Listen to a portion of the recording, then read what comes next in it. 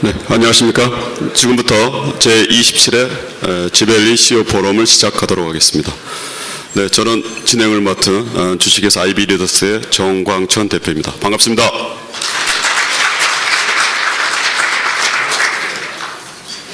네, 오늘 저도 그렇게 느꼈습니다만 매달 있는 저희 포럼 또 참석하기 위해서 오다 보니까 물론 아직 쌀쌀한 기운이 많이 남아있긴 합니다만 그 안에서 또 저희가 좀 자세히 예민하게 느끼면 본 기운도 좀 같이 자리 잡는 그런 시기인 것 같습니다.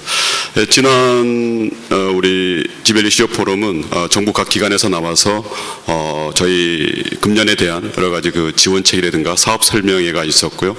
아마 다들 여기 계신 우리 CEO분들께서 1월, 2월 벌써 2달 가까이 지나가고 있습니다만 금년에 대한 계획이라든가 특히 자금이나 R&D 투자 이런 부분들에 대한 관심들이 많은 시기라고 생각합니다. 또 지난번 저희가 설문 청취했었을 때 그런 내용들이 있어서 지난 우리 포럼에 이어서 오늘 그 연장선상의 주제를 가지고 준비하게 되었습니다. 그러면 오늘 참석하신 분 인사 좀 드리고요. 바로 포럼 이어가도록 하겠습니다. 먼저 오늘 강의를 해주실 우리 정유신 한국벤처투자 대표 오셨습니다. 네, 큰 박수 부탁드립니다.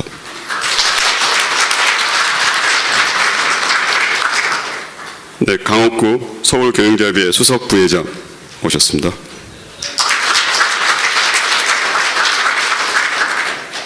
조재천 서울경영자협의회 수석 부회장 오셨습니다. 이상선 DBN 디지털밸리 뉴스 대표 오셨습니다.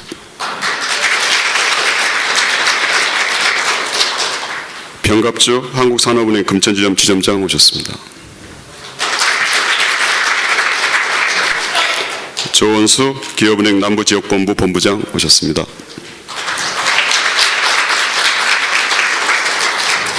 네, 종봉혁 폴리텍대학 학장 오셨습니다.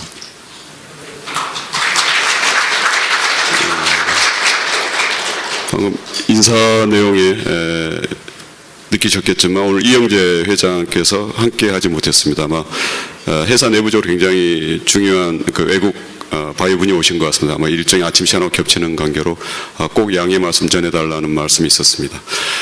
그리고 또 이런 시간 오늘 이렇게 많이 함께 해주신 우리 지벨리 CEO 여러분 모두 위해서 큰 박수 한번 부탁드리겠습니다.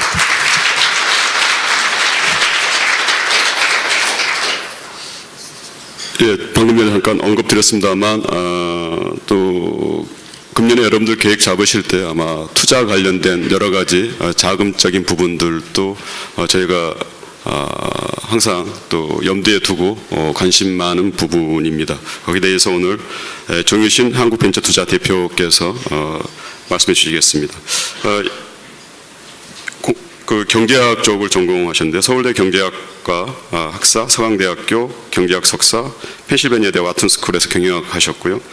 경기대학교에서 경제학 박사 받으셨습니다. 그래서 대우경제연구소 거쳐서 대우증권 본부장, 굿모닝 신한증권 부사장, 한국 스탠다드 차타드 증권 대표이사, 그리고 현재 한국벤처투자 대표이사로 재직하고 계십니다.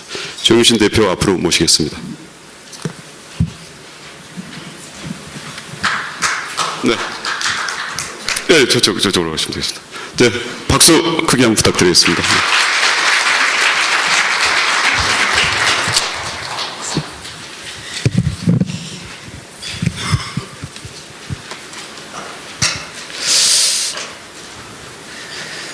기업하시다 보면은 위기관리가 굉장히 중요하다고 그러잖아요. 그러니까 잘 될 때는 굉장히 또 용이한데 어려울 때 이제 어떻게 헤쳐나가냐는 게 제일 중요하다 그러는데 제가 사실 몸이 비교적 튼튼한 편이어가지고 감기고 이런 게 생전 걸려본 적이 거의 없는데 감기는 아닌데 요새 이상한 좀 있어서 그런지 목이 굉장히 아파요. 그래가지고 어제도 굉장히 고민을 하다가 야 이렇게 아프면 큰일 났다 이거 내일 이해가 되겠나 말만 하면 아픈 거예요. 그래서 아침에 오니까 더 아픈 거예요. 근데 이제 또 우리 조정혜 실장님이 또 뭐예요 이게 생강차에다가 꿀을 주셔가지고 그거 먹었더니 좀 나은 것 같긴 한데 이 제대로 이해가 잘 안 되더라도 용서해 주시고 이게 위기관리가 굉장히 중요한 것 같습니다. 말씀 주셨는데 제목은 지금 중소벤처기업 투자 유치 활성화 생태 구축돼 있는데 잘 모르실 거예요. 저희 한국벤처투자 잘 모르시죠?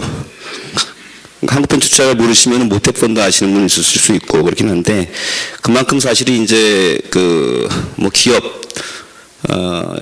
특히 이제 그 저희가 이제 중소벤처기업 쪽에 그 투자 지분 차원에서 이제 지원하는 그런 정부기관인데 그럼에도 불구하고 이제 아시는 분들이 거의 없는 분들이 많죠. 요새는 이제 뭐 새 정부 들어서 갖고는 투자 얘기를 워낙 많이 하니까 벤처하고 그러니까 조금 이제 알려지긴 했는데 그 정도로 사실은 우리나라 금융 또는 투자 시장 전체 차지하는 포션이 작아요. 그러니까 융자 대출 그리고 투자 시장 합쳐서 보게 되면은 1%가 안 됩니다. 근데 이제 다른 나라하고 대비하면은 사실은 이제 뭐 평균적으로 봤을 때는 이제 우리나라가 이 투자 시장 자체가 전체 그 금융 투자 시장 차지하는 포션은 굉장히 좀 작은 편이고요. 다른 나라 대비로 봐서도 그래서 이제 이쪽 시장을 키우는 게 굉장히 중요하다는 얘기 많이 하는데 저희 그 한국벤처투자가 뭐 하는데 잠깐 말씀드리고 작년 이제 새 정부 들어서 가지고 작년 5월 15일 날 그게 이제 현호섭 부총리가라 이제 그 장관들 몇 명 같이 해가지고 이제 발표한 게 5.15 대책이라고 있었어요. 그게 이제 첫 번째 작년 새 정부 들어서 가지고 내놓은 첫 번째 대책 그리고 뭐 기업들 뭐 활성화시키기 위한 멍석 깔기 첫 번째 그 대책이었습니다. 거기에 이제 중심이 벤처 정책이었고요. 그 전후로 이제 정책들이 쭉 나왔는데 그 나온 것들 갖다 요약해서 말씀을 드리고 그게 이제 어떻게 보면 이제 뭐 벤처 생태계라고 표현할 수도 있고 어떤 그런 기업 생태계라고 표현할 수도 있고 특히 이제 기업 생태계 중에서도 대기업은 자율적으로 자기네들이 움직이니까 중소벤처기업의 생태계 구축이라고 표현할 수도 있겠습니다. 그래서 그런 부분들 차원에서 어떻게 구축을 했고 왜 필요했고 지금 어떤 상태고 이런 걸 좀 말씀드리고 그다음에 이제 저희 회사를 중심으로 해서 이 투자시장 그러니까 투자시장이라고 하면 사실은 이제 완전히 100% 일치하는 건 아니지만 이제 그 벤처 캐피탈 마켓을 얘기해요. 그 벤처 캐피탈 마켓이 어떤 상태에 있는지 그리고 이제 그쪽 통해서 중소벤처기업들이 이제 투자를 받을 때 뭐 어떤 것들이 펀드가 있고 어떤 식으로 되는지 간단하게 말씀드리도록 하겠습니다.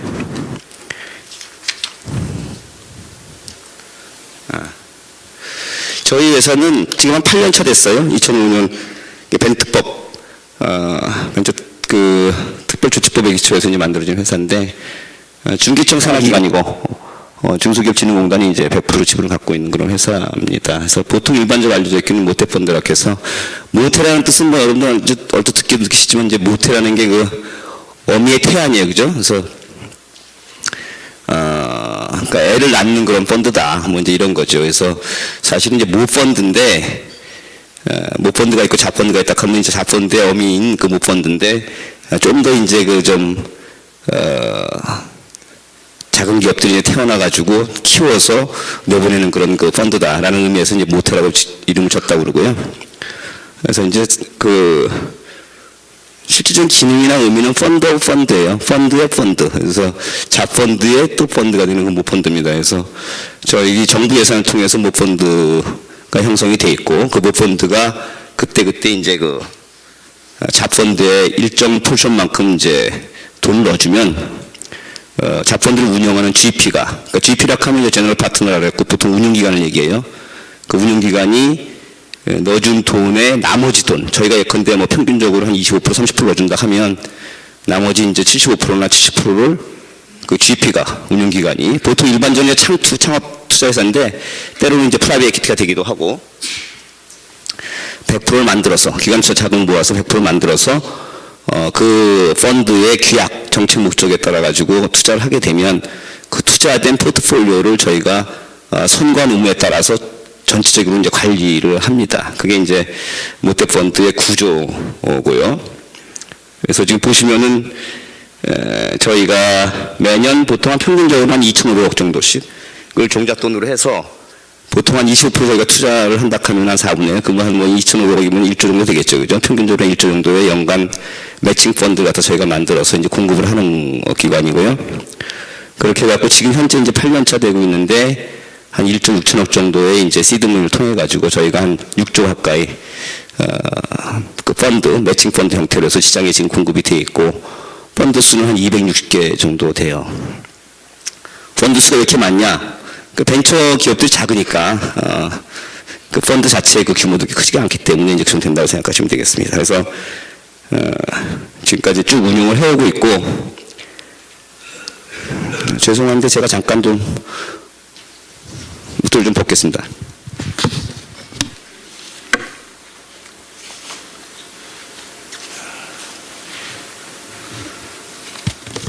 생강차 효과가 대단히 있는 것 같아요. 막 땀이 막 나가지고. 그러니까 이제 모태펀드 구조는 제가 잠깐 말씀드렸지만, 그러니까 중기청이 제일 이제 주가 돼가지고 이제 중진계정이나 중소기업진흥 계정, 그게 제일 큰 저희 원래 이제 주목적인 계정이죠. 그게 있고, 뭐 특허청, 문광부 쭉 있는데 이제 큰 적으로 생각하면 이제 문화 계정이 있어갖고 문광부에서 준 계정이 있어서 지금 이제 규모가 굉장히 꽤 커졌어요. 그래서 여러분들 이제 영화 보시거나 하면 자막이 맨 마지막에 올라갈 때 저희 회사 이름이 항상 나오거든요. 그러니까 저희 그 우리나라의 웬만한 영화의 한 80% 정도는 저희가 돈이 들어가 있다 이렇게 생각하시면 되고요. 영진이 노동부 복지부가 있는데 영진이 노동부 특허청은 옛날부터 쭉 계속 한 초기부터 있었고요. 규모는 그다지 크지는 않습니다. 그러다가 이제 작년에 이제 새 정부 들어서 가지고 새로 추가로 들어온 게 미래부에서 이제 들어오고 아마 이제 계속 들어올 것 같아요. 그리고 이제 복지부에서 이제 진영 장관 계실 때 이제 작년에 좀 같이 해서 들어왔고, 그래서 지금은 이제 부처가 5개 뭐 6개 이렇게 돼요. 산자부 것도 좀 넘어오는 게 있어서 올해 부처가 꽤 많이 될 것 같습니다. 그래서 저희 모태펀드는 좀 그런 펀드 형태로 해서 전문적으로 하는 기관으로 이제 자리매김을 좀 하고 있다 생각을 하시면 되고요. 뭐 벤치마크한 거는 이제 그 2005년도에 뭐 많이 떠들어댔던 그 이스라엘 요즈마 펀드하고 싱가포르의 TIF라고 있어요. 이제 그거 이제 벤치마킹해서 만든 회사고, 나름대로 이제 정책 목적적으로 하는 거기 때문에 시장이 실패한 영역, 그러니까 민간 섹터에서 시장 기능이 좀 충분히 작동하지 않아가지고, 좀 공공 사이드에서 좀 지원을 해야 되는데, 실질적으로 이제 그 기업 생태계라든지 경제 전반을 볼 때 굉장히 중요한 섹터, 놓칠 수 없는 섹터, 그런 쪽엔 저희가 이제 정책 목적상으로 들어가는 그런 곳입니다. 시장 실패하거나 이제 취약한 곳으로. 그래서 이제 그 성과는 어떠냐 하면은, 물론 이제 전체적으로 다 이제 저희가 이제 내부적으로 뭐, 지표상을 내는 것도 있지만, 일단 현실화되는 건 리얼라이즈된 이익으로 봤을 때는 이제 저희가 해산 수익률 갖고 이제 하는데, 펀드가 해산됐을 때 그 수익률을 하게 되는데, 이제 뭐 비교적 좋아요. 재작년이 이제 9.3%였고, 작년이 11.4%인데, 야, 뭐 벤처에다 투자하는데 이렇게 뭐 수익률이 좋냐, 이런 얘기 하시는 분들도 있는데, 더군다나 시장 실패한 곳에 들어가서, 그 정도로 이제 하나는 이제 벤처 영역이 그렇게 나쁘지 않다, 우리나라가. 두 번째는 벤처 기업에 투자하는 그런 그 VC, 벤처 캐피탈, 창투사들이 잘 골라서 이렇게 할 경우에는 그 운용 능력이 그렇게 나쁘지 않다.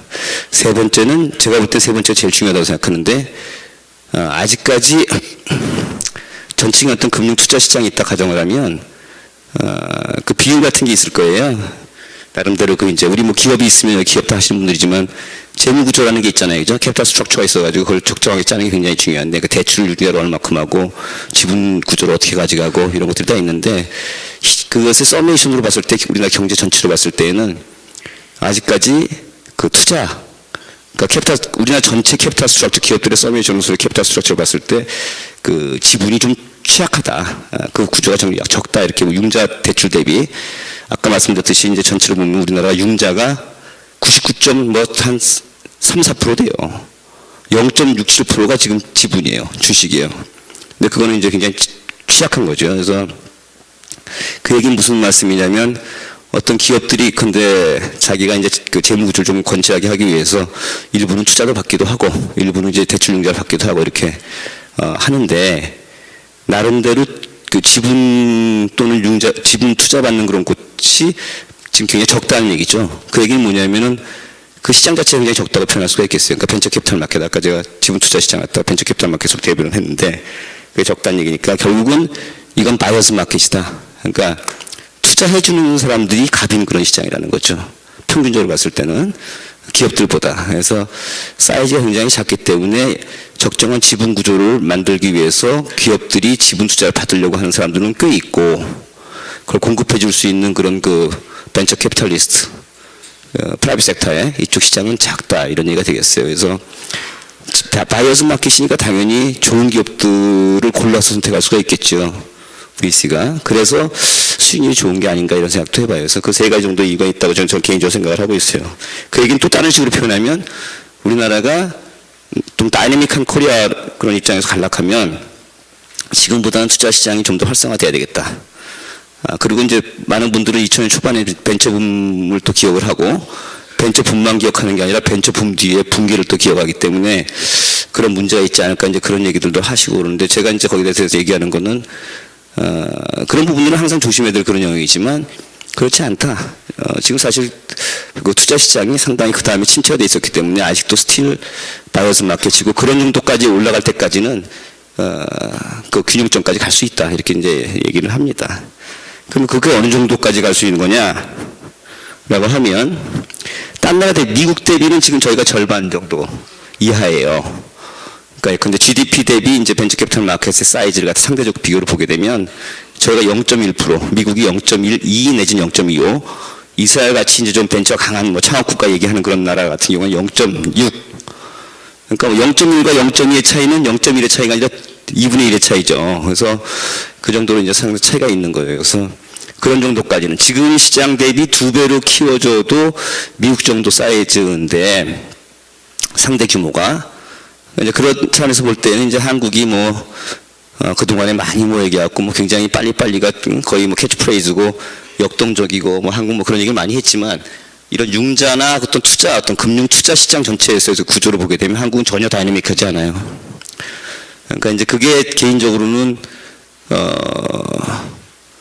지금 여러 가지 이슈들이 많이 있잖아요. 이제 제가 좀 이따 말씀드리겠지만 기업 생태계상으로 봤을 때 여러 가지 대기업과 중소기업 또는 대기업과 중소벤처기업의 양극화 이슈라든지 이런 부분들이 그 다이내믹이 떨어져서 그렇게 된 거다. 그러니까 지난 20년 동안에 대기업 이름이 바뀐 게 없고 뭐 그런 상태로 쭉 오면서 여러 가지 문제가 많이 생긴 거라고 생각을 해요. 그래서 처음에 이제 대기업, 중소기업의 양극화가 일어났고 그런 것들이 조금 지속이 되다 보니까 이제 가게에 있어서의 양극화가 일어났고 그 다음에 최근에 나타난 현상들은 세대 간의 양극화죠. 그래서 세 가지 양극화가 지금 일어나고 있는 게 이제 한국의 현실이고 사실 이제 이게 조금만 더 진행되면 굉장히 시리어스한 상황이다.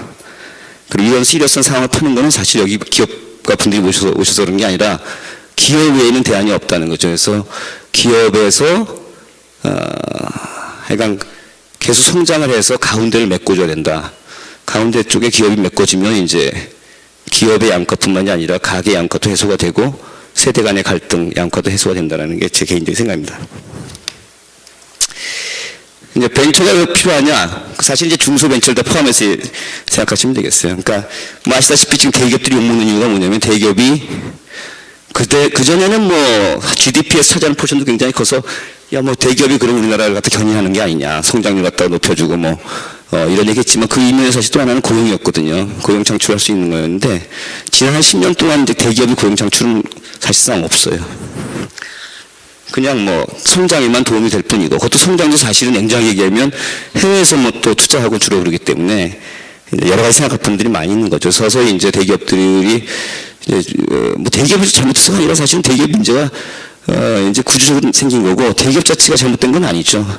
대기업은 좀 뭐 임금이라든지 여러 가지 캐피탈 코스트 같은 고려했을 때 밖에서 나가는 게 투자해서 하는 게 맞으니까 나가는 거고 그래서 저는 개인적으로 뭐 대기업이 국내에서 고용을 창출해야 된다고 막 쪼인탁 갈 일이 아니고 대기업은 대기업들은 그냥 하는 거고 정책을 이제 중소벤처기업 중심으로 이제 우리나라에서 피워야 되는 게 맞는 거죠.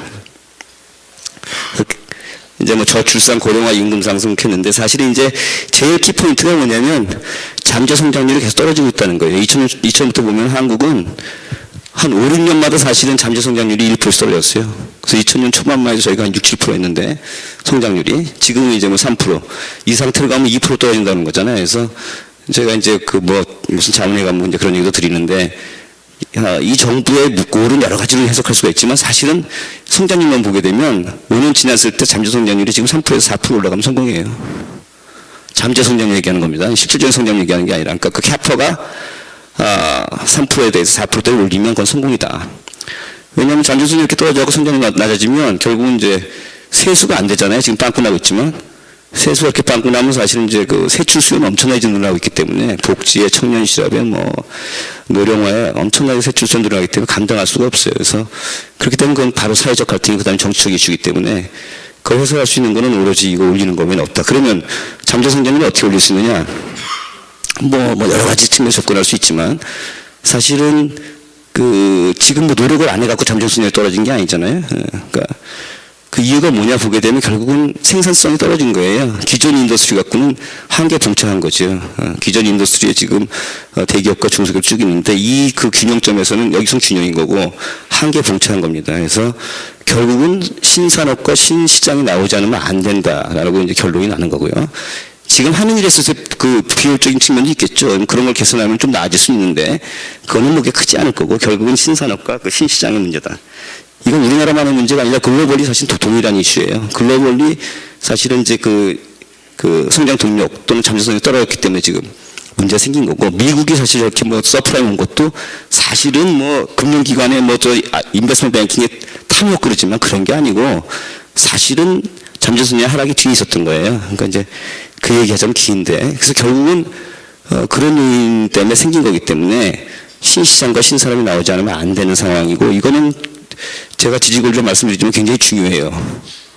글로벌리 그렇고 우리나라도 그렇다는 거예요. 그게 뭐냐면 결국 어느 나라나 그거 갖다 키우려고 죽어라고 노력할 수밖에 없다는 거죠. 언제까지? 그렇게 나와서 될 때까지예요. 모든 정책의 포커스 글로 갈 수밖에 없다는 거죠. 저는 개인적으로 그렇게 생각해요. 그 얘기는 뭐냐면 이제 그런 쪽으로 계속 이제 여러 가지 노력들을 하고 이제 때로는 이제 트렌드 타고도 하긴 할 텐데 결국 이제 우리나라 같은 입장에서 볼 때는 그러면 신산업과 신시장은 이제 플랫폼을 키우는 거고 신산업은 새로운 것 갖다 산업을 일으키는 건데 이때 그럼 어떻게 할 수 있냐, 뭘로 할 수 있느냐 이런 건데 대기업은 못해요. 대기업은 이미 공룡화되어 있고 리스크 매니지먼트도 해야 되고 여러 가지 있는 거죠. 그래서 항상 제가 하는 게 10,000명 고용하고 있는 대기업 하나 하고 100명 고용하고 있는 벤처기업 100개를 생각하고 중소벤처기업 100개를 생각하면 후자가 훨씬 더 사실 강력한 거죠. 그러니까 죽기 살기를 할 수 있는 그런 구조로. 또 하나 경제 전체적으로 보더라도 좀 잔인한 얘기일 수 있지만 대기업은 시스템 리스크가 있어요. 잘못되면 나라가 전체가 훅 갈 수도 있어요. 그죠? 그러나 이제 신생되는 벤처는 그런 건 아니죠. 그래서 죽기 살기로 할 수 있는 그런 기업가 정신 플러스 이제 그런 구조적인 요소가 있기 때문에 반드시 처음엔 그렇게 할 수밖에 없다라고 보여지고 그래서 이제 지금 새 정부나 그런 이제 한계 정책했을 때는 중소 벤처 정책으로 가는 게 맞는 거고요. 이거는 두더지 나오는 얘기죠. 대기업 경제 중심화는 GDP는 좀 기여하지만 사실상 고용 창출에는 기여하는 게 없고 경제 집중 때문에 사실 사회적 온갖 갈등을 다 일으키는 거죠. 고용 없는 성장 말씀드렸고 그리고 실질적으로 이제 벤처나 이렇게 이건 연구 조사한 사람들이 이제 본 거죠. 그래서 실질적으로 고용 창출이라든지 R&D 확대, 신성장 능력 확보 이렇게 봤을 때 벤처가 이제 벤처 중소기업들이 대기업보다 훨씬 더 그런 쪽에서 샘플 데이터 봤을 때 훨씬 더 높은 그런 증가를 보이고 있다. 근데 사실 심플해요. 기업한다는 게 이제 픽스드 코스트가 있기 때문에 처음에 만들면 당연히 고용 창출도 많이 하고 또 R&D도 많이 하게 되죠. 그죠? 그러니까 사실 이제 이런 부분은 당연하고 어떤 정책을 필 때는 굉장히 중요하고 또 신속하고 유연한 대처를 할 수 있고 시스템 리스크도 사실은 이제 중소벤처가 훨씬 낮기 때문에 이쪽에 맞다. 그러니까 이런 정책을 핍니다. 근데 이제 그 다음에 중요한 게 있어요. 아시지만 벤처기업 같은 경우는 중소벤처기업은 도산율이 높잖아요. 특히 벤처 같은 경우 굉장히 도산 많이 할 수 있고 100개 세우면은 결국은 한 90개 이상은 도산한다 이런 얘기 많이 하지 않습니까? 그래서 결국은 그럼 정책적으로 중요한 거는 신시장과 신산을 갖다 일으키려고 하면 이런 쪽으로 정책을 피는 게 맞는데 또 하나 중요한 건 이들 기업들이 좀 더 높은 확률로 서바이브하고 살 수 있도록 하는 그런 생태계 구축하는 게 굉장히 중요하다는 얘기로 나오는 거죠. 그래서 이제 그런 부분들을 갖다 고려해갖고 이제 하나씩 짠 것이 작년 5월 15일 대책이었고 그 다음에 나온 대책들이에요. 이건 이제 해외 사례인데 이스라엘, 미국이죠. 이스라엘은 이제 창업가라는 책으로 유명하니까 여러분들도 아실 거고요. 미국은 실리콘밸리. 요새 또 미국이 또 실리콘밸리는 캘리포니아 쪽이고 실리콘밸리는 이제 보스턴 중심으로 한 쪽인데 동부와 서부 나뉘어가지고 그쪽이 실리콘밸리도 상당히 커졌더라고요. 실리콘밸리만큼은 아니지만. 그래서 굉장히 지금 활발하게 움직이고 저번에도 거기 몇 분 와가지고 이제 같이 얘기를 좀 듣고 했는데 지금 여러분들 서프라임 때문에 미국이 지금 그동안 하던 고생하다가 지금 이제 탈출하는 그런 구조여가지고 그 이면의 비하인드 어떤 식으로인지 저도 잘 몰랐었는데 지난 한 3년 정도 전부터 미국 쪽에서 실리콘밸리, 실리콘밸리 중심으로 해갖고 이런 창업 초기 쪽에 창업이 굉장히 활발하고 초기 투자가 굉장히 많이 들고 있대요. 굉장히 많이 늘고 있대요. 그래서 지금까지는 지금 우리나라 그러니까 글로벌리 돌아갔고 아직까지는 그런 전달이 잘 안 되고 있지만 이게 좀 미국이 좀 회복되고 있으니까 좀 지나면 이제 그런 소리들이 좀 들리면서 좀 변화가 오지 않을까 하는 게 지금 좀 막강용에서 말씀드린 말입니다. 그래서 이번 정부 들어설 때 사실은 뭐 벤처 붐, 그다음에 벤처 정책 이런 것들 많이 중소기업 벤처 정책 이렇게 많이 했지만 사실상 우리가 이제 그 이면에 2000년 초반이었던 벤처 붐과 비교해서 두 가지가 틀리다고 생각을 했거든요. 그때 저희 내부적으로는 IMF를 겪고 나서 대기업에서 많은 사람들이 나와갖고 창업을 했잖아요, 그죠? 그래서 굉장히 똑똑한 창업들이 많이 일어났고 네트워크 있는 창업들이 많이 일어났는데 지금은 그런 구조가 아니고 지금은 생계형 창업이 주로 일어나기 때문에 문제다. 그 이제 도메스틱 쪽에서의 문제였고 해외 쪽에서의 차이점은 그때는 글로벌 IT 붐이 있었거든요. 미국 중심으로 글로벌 IT 붐이 있었고 그게 한국에 상륙해가지고 한국의 IT 붐하고 맞닥뜨려가고 벤처붐이 일어난 거지 한국 독자적으로 이런 게 아니었거든요. 근데 지금은 사실은 글로벌리 그런 게 없다. 그래서 새 정부에서 지금 뭐 벤처 정책, 중소 벤처 정책을 하고 있지만 그런 점에서 2000년 초반하고 틀려서 좀 걱정이 있다라는 사람들도 좀 있었어요.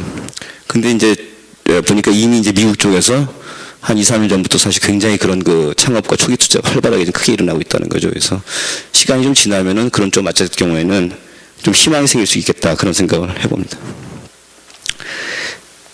아까도 잠깐 말씀드렸지만 지금 그러면 이 벤처 캐피탈 시장이라는 건 사실은 그 투자 시장을 대표하는 그런 시장이라고 말씀을 드렸는데 왼쪽에 그림을 보시면은 지금 그 융자 벤처 그러니까 융자와 투자를 시장을 전체 합친 그런 시장 규모를 봤을 때 지금 0.67% 정도밖에 안 돼요. 그러니까 뭐 1%가 안 돼요. 그럼 0.67%면 그게 뭐 어떤 의미냐?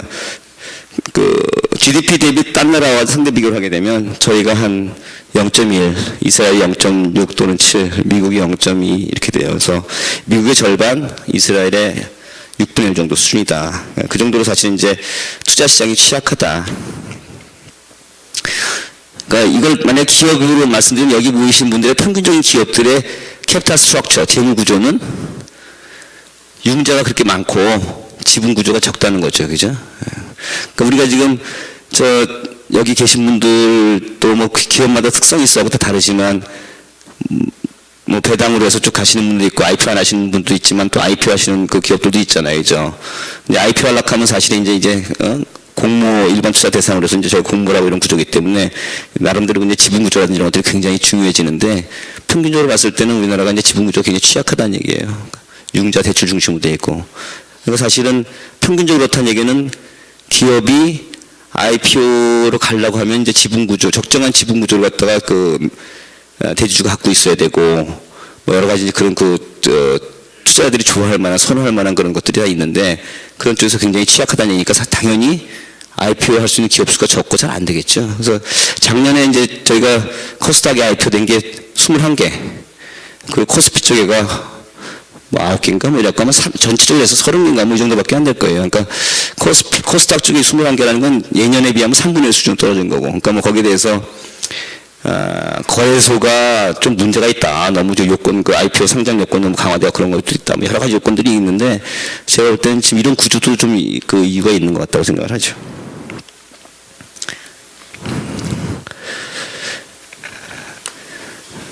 그러면 아까도 제가 말씀드렸지만 그럼 캐피탈 마켓 쪽에 벤처 캐피탈 마켓 쪽에 그 구조를 봤을 때는 그럼 지금 바이오스 마켓이니까 그쪽 시장이 좀 더 커져야 되고 뭐 그런 거 아니냐. 근데 현실은 어떠냐면은 실질적으로 지금 이렇게 작고 그것도 프라이빗 섹터에서만 운영되는 게 아니라 정책 자금이 상당히 많이 들어가 있고 그래요. 캐피탈 마켓 쪽에 좀 이상하다는 생각이 들지 않습니까?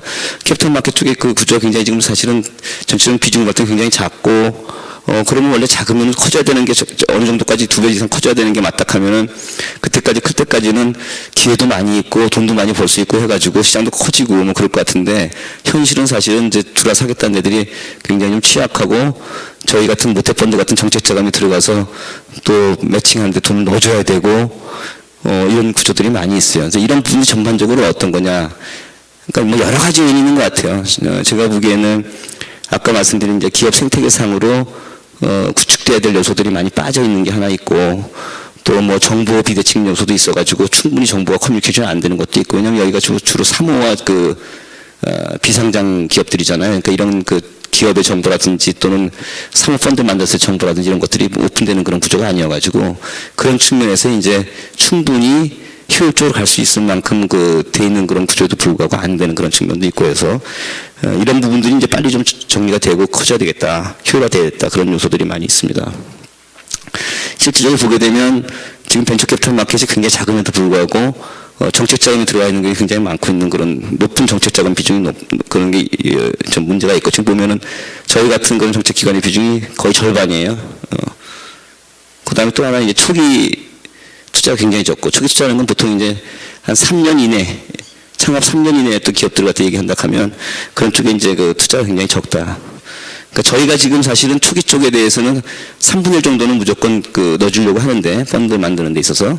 그럼에도 불구하고 이제 전체적으로 시장 규모는 굉장히 낮다, 이렇게 볼 수가 있겠습니다. 그리고 또 하나는,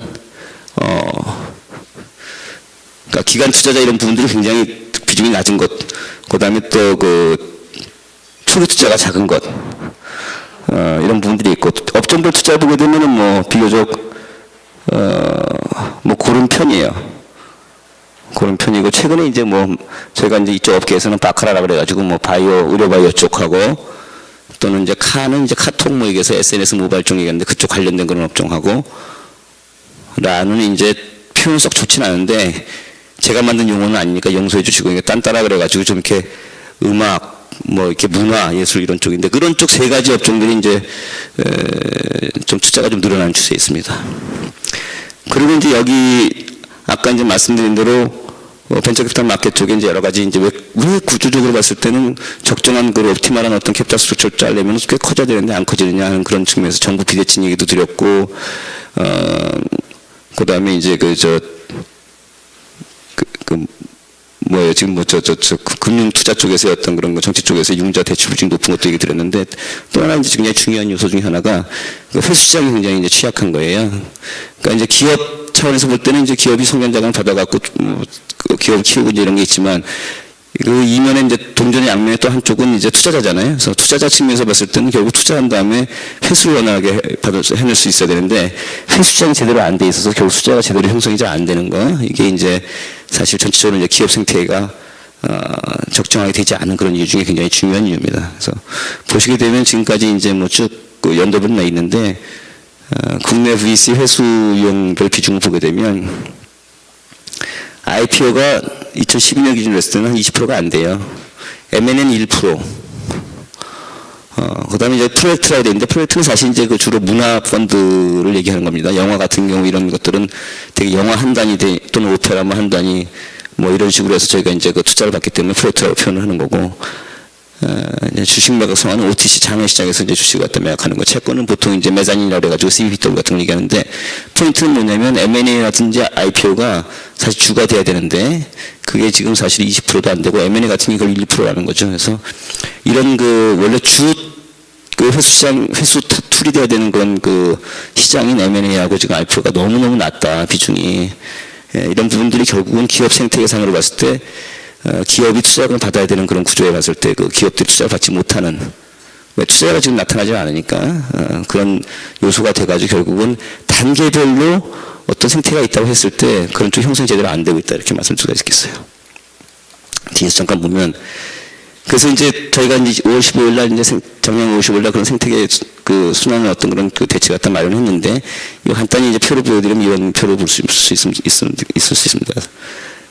이해하기 쉽게 이제 이전에 정책 이전의 생태계를 이제 보면 이런 거라고 볼 수 있으니까, 기업의 성장 단계별로 해서 이제 저희가 가는 그런 구조다고 봤을 때, 윗단은 사실은 이제 기업 생태계라고 표현할 수 있고, 단계별로 성장하는 건, 근데 창업을 하고 초기 중기 성장 확대하고 IPO를 가고 성숙하고 쇠퇴하고 그런 기업의 라이프 사이클이 있다고 가정을 하면, 밑단은 사실은 동전의 양면으로서의 투자자 생태계예요. 그래서 투자자가 창업 쪽에 또는 초기 쪽에 투자하는 엔젤, 그 다음에 초기 기업, 중개 투자는 국내 VC, 이렇게 하는데 지금 뭔가 비어 있죠. 그래서 그 비어있는 어떤 투자 생태계 갖다 메꿔줘야 사실 그 기업 생태계가 올바르게 돌아갈 수 있다 해서, 그 다음에 이제 여러 가지 대책들을 만들어내는 게 이제 이런 쪽이어서, 좀 더 촘촘하게 이런 쪽에 서로 각 단계별로 기업의 성장 단계와 투자자의 기업 성장 단계에 맞는 그런 쪽으로 맞춰줘야 된다라고 해서 이제 만들어내고 있는 거죠. 그래서 좀 더 그 창업과 초기 기업에 투자할 수 있는 엔젤 부분을 활성화시키고 키워야 되겠다. 그리고 엔젤도 결국은 투자자 입장에서 볼 때는 자기가 투자한 다음에 회수할 수 있어야 되는데, 뭐 투자한 다음에 뭐 10년이고 뭐 15년이고 이렇게 20년이 걸린다면 사실 투자 안 하겠죠. 그래서 투자 초기, 창업과 초기 기업에 투자한 그런 그 투자자가 어떻게 여하의 엑시트, 그 출구를 할 수 있느냐, 회수할 수 있느냐, 그런 부분들에 좀 더 촘촘하고 다양한 그런 그 툴들을 마련할 필요가 있겠다 해서 만들어낸 게 이제 엔젤 세컨더리라든지 M&A라든지, 그리고 이제 여러분 잘 아시는 이제 중간 회수 시장으로서의 거래소 만들어진 코넥스예요. 그죠?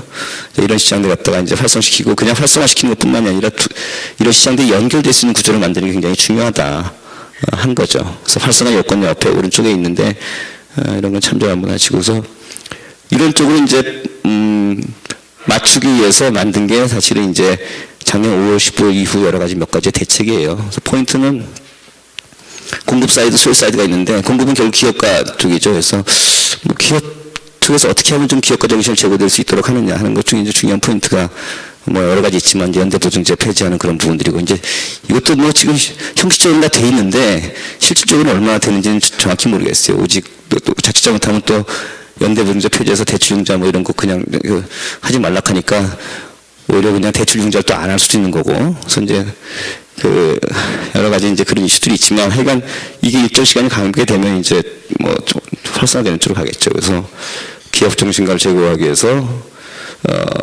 연대 보증 폐지하는 거라든지 재정 프로그램 만드는 거, 이런 부분들이 있었고, 이게 이제 작년 5월 15일 날 만드는 대책 등의 기업 성장 단계별로 쭉 만들어내는 건 여러 가지 대책들입니다. 그래서 창업과 초기 쪽은 주로 이제 엔젤 투자 활성화, 창업 초기 펀드 통해서 저희가 이제 만들어낸 것들이 있고, 그 다음에 이제 중간 성장 단계에서는 성장 지원, 해외 진출, 중견 육성 이런 것들이 있고, 기업 구조들이 있고, 그래서 저희가 이제 모태펀드 중심으로 해서 만들어 나가는 것들이 이제 여러 가지 펀드들이 있고, 대표적인 게 작년에 만들어낸 미래창조 펀드라는 게 있습니다. 그래서 다양한 그런 구조들이 있는데,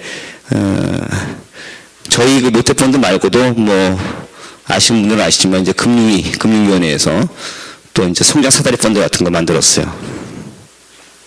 그래서 성장 사다리 펀드도 지금 이제 아직은 뭐 원래 연간 2조로 해서 이제 3년 동안 6조를 하겠다고 했는데, 지금 한 2,400억 정도 됐을 거예요. 작년 말에 됐기 때문에. 근데 그것도 계속 이제 늘어날 걸로 보이고. 그래서 굉장히 이제 그런 그 환경들은 많이 만들어졌습니다. 그러니까 여러분들도 아시지만 결성하고 투자는 틀린 거죠. 그래서 펀드는 결성이 지금 되고 있고, 하지만 지금 투자는 사실 이제 본격적으로 일어나지는 않았어요. 그래서 올해부터 아마 투자가 본격적으로 일어날 거라고 생각합니다. 그래서 그 기업 생태계 상으로 이제 그런 펀드를 만들면서 동시에 저희가 정부 자금에 또 종잣돈으로 집어넣어주는 것도 있지만, 그게 이제 좀 더 활성화되려면 민간 자금이 같이 들어와가지고 100% 만들어줘야 되는데, 그 민간 자금들은 어떨 때 잘 들어오느냐, 회수를 잘 할 수 있는 그런 여건들이 마련해질 때 잘 들어올 거 아니겠어요. 그래서 이 회수 활성화 대책도 동일하게 만드는 거죠. 그래서 M&A 쪽에서도 여러 가지 이제 대책을 많이 만들어서, 뭐 기술 혁신 M&A에 대해서는 세제 혜택을 준다라든지, NA 인프라 같은 확충해서 M&A 인프 마켓 같은 만든다든지, 뭐 여러 가지 그런 분들이 있고, 코넥스 쪽도 지금 뭐 증권사가 지정 자문으로 되어 있기는 하지만, 이쪽도 이제 시장을 활성화시키려고 이제 노력을 뭐 비판은 있지만 많이 되고 있고, 제가 보기에는 이쪽 시장이 커질 거예요. 그래서 이런 쪽도 좀 관심을 좀 갖고 보시면 좋을 것 같습니다. 그러니까 내일도 제가 또 이제 최웅식 뭐 거래소 그 부이사장이랑 또 뭐 방송 대담이 있는데, 지금 이제 뭐 개수 늘리느라고 지금 한 46개인가 지금 상장이 돼 있는 상태고, 거래는 좀 굉장히 미진한데, 아마 조만간에 이제 이쪽에도 대책이 좀 더 나와서, 그러니까 제가 보기에는 이쪽이 좀 활성화되려면 이제 두 가지 인센티브가 필요한데, 하나는 기업들이, 좋은 기업들이 자발적으로 올 수 있도록 하는 인센티브가 필요하고, 또 하나는 지정자문이 증권사가 좋은 기업 발굴해서 상장시킬 수 있는 그런 노력을 열심히 하게 하는 인센티브가 필요한데, 사실 더 중요한 건 지금 초기 단계에서는 좋은 기업이 자기 발로 오게 하는 인센티브예요. 근데 좋은 기업이 자기 발로 오게 할 수 있는 인센티브 중에 가장 중요한 거는 공모총액입니다. 지금 공모총액이 아니라 구주만 상장시켜서 구주만 매출하고 있으니까, 좋은 기업 입장에서 볼 때는 제가 좋은 멀티플, 좋은 배수를 갖고 자금을 갖다가 조달할 수 있는 유인이 없어요. 그냥 뭐 그 옆에 있는 그 대주주는 사실은 자기 지분 팔 수가 없잖아요, 그죠? 나중에 코스닥도 가야 되는데 지분 팔 수가 없으니까 결국은 그냥 옆에 붙어 있는 개인들, VC성 개인들이나 뭐 이런 사람들이 일부 좀 팔고 정부는 계속 후달리니까 언론이나 이런 데 후달리니까 수요자 펀드 만들어갖고 사주고 가격 올라오고 이런 정도에서 끝나는 거지 별로 의미가 없어요. 그래서 공모처 약을 해서 새로운 신주 자금 조달할 수 있는 그런 구조를 만들어줘야 좋은 기업이 자기 발로 오죠. 근데 아마 이제 그런 게 마련이 될 거예요. 지금까지는 아니었는데. 그래서 이것도 한번 여러분들 관심 갖고 좀 보시고요. 코스닥은 뭐 지금 뭐 계속 얘기가 되고 있죠. 그래서 이 거래소에서 분리해야 되느냐 말아야 되느냐 이런 얘기들이 많이 있는데 저희 산자유 속에서는 분리해야 되는 게 맞다.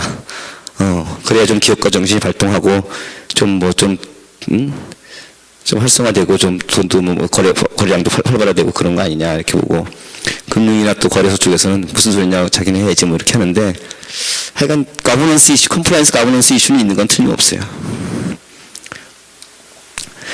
그래서 대책을 만들었고 근데 이제 실적은 사실상 작년에 이제 뭐 정부 자체가 셋업된 게 한 5월이고 실질적으로 결성되고 투자된 거는 사실 얼마 안 돼가지고 아직 미미하긴 한데 나름대로 지금 되고 있고 뭐 지난달에 신문지상에도 또 보도도 좀 됐지만 뭐 그렇게 뭐 저희가 늦게 한 거 치고는 투자가 한 2000 초반에 그 벤처 붐이란 다음으로 지금 제일 많이 됐고요 작년도에 결성은 사실은 이제 뭐 재작년 대비라면 더블 일어났는데 결성이 많이 일어나고 올해도 많이 일어날 거기 때문에 투자는 사실 올해부터 본격적으로 많이 될 겁니다.